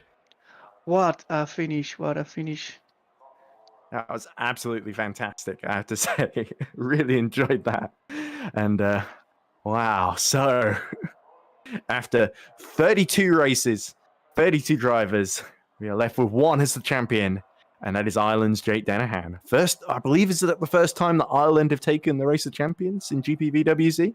I think so, and yeah, he was behind. He was behind. Ah, so is that Grankvist behind or Denahan behind, you're saying? No, sorry, he was behind with 2-0, and he got back on it. So it was amazing. And I lost my voice just now, so if you think you it confused me just there. sounded a bit differently, I was shouting a bit when Jake won, so something happened. So I lost my voice a bit. Oh, okay. So, shall we have a brief interview? We're joined now by Finland's Jan Grankvist, who, as I said, just missed out on becoming champion there by the slimmest of margins. Jan, I know you're disappointed, but what an excellent run you had in that tournament. You brought it right down to the final race and you were just denied. I know it's frustrating for you, but you put everything on the line there, didn't you? And it just almost worked out for you. Yeah, for sure. On the last lap, it was all or nothing. But yeah, I did falter a bit on the jump on the first lap with the NASCAR, and I think that really did cost me. But in the end, I think Jake deserves it quite well. I mean, if anyone I wanted to see on the top, it's the driver who's been driving for my team occasionally as well, and even took the odd win for us. So yeah, big congrats to Jake. Yeah, it was looking really good when you were 2 up after the first 2. Did you think Jake would come back, or did you think you would be able to seal it a bit earlier in? Yeah, if anything, yeah, I think Jake would have had the advantage on the Skoda, considering I didn't drive any It of was the cars. very close with the Skoda. I think that messed up the final corner. Yeah, that did come as a surprise to me that I managed to win that one.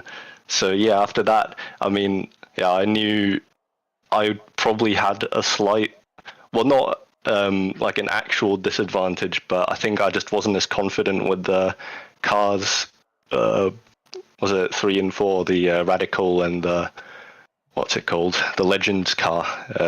Yeah, I just wasn't confident with them. I'd completely forgotten how to drive those 2 cars, and yeah, it was difficult for Jake as well. But yeah, we managed our best, and yeah, still lost. Well, you put on an excellent show for us, Jan. I think you can hold your head high as the runner-up this season. Menno, did you have any questions for Jan?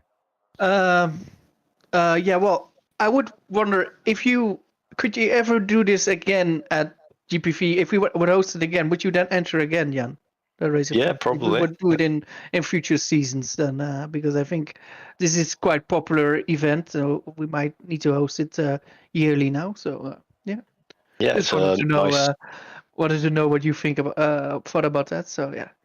Yeah, it's But a nice it's little not event, for, to be honest. Like, not much practice required, fun for all the drivers. Constructive criticism, I would add at least a 3-minute warm-up for the finals so that we can get used to the cars again. I was having trouble managing to set my force feedback correctly for each one and all that other stuff. Yeah, well, that's the thing. Yeah, we're already on a broadcast for way too long, so we needed to go a bit. Right. But Speak for other than yourself. that, I would have stayed up I all can night. understand. Yeah, but I think All that right, it thank also you, guys. shows. Yeah, that we. And I apologize, Jan, because I think at the end I thought you'd clinched it. So my commentary was instantly right. I think Menno called it exactly right that Denahan was just ahead. But It was like they say, a photo finish. So that was. it was absolutely very good superb. So thanks Yeah, for talking to us, Jan, and hopefully next year you'll be able to go one better. Yeah, thank you, guys. Yeah, and with this, we will end the stream. So No there's, interview of our champion then. No, he will not be. He will Too not be busy there. partying. I mean, FSR's Yeah, I top think, pro yeah. champion, Yeah. and then winning in the. It seemed all good things seem to happen to Jake Denahan when he gets into that NASCAR. So Yeah.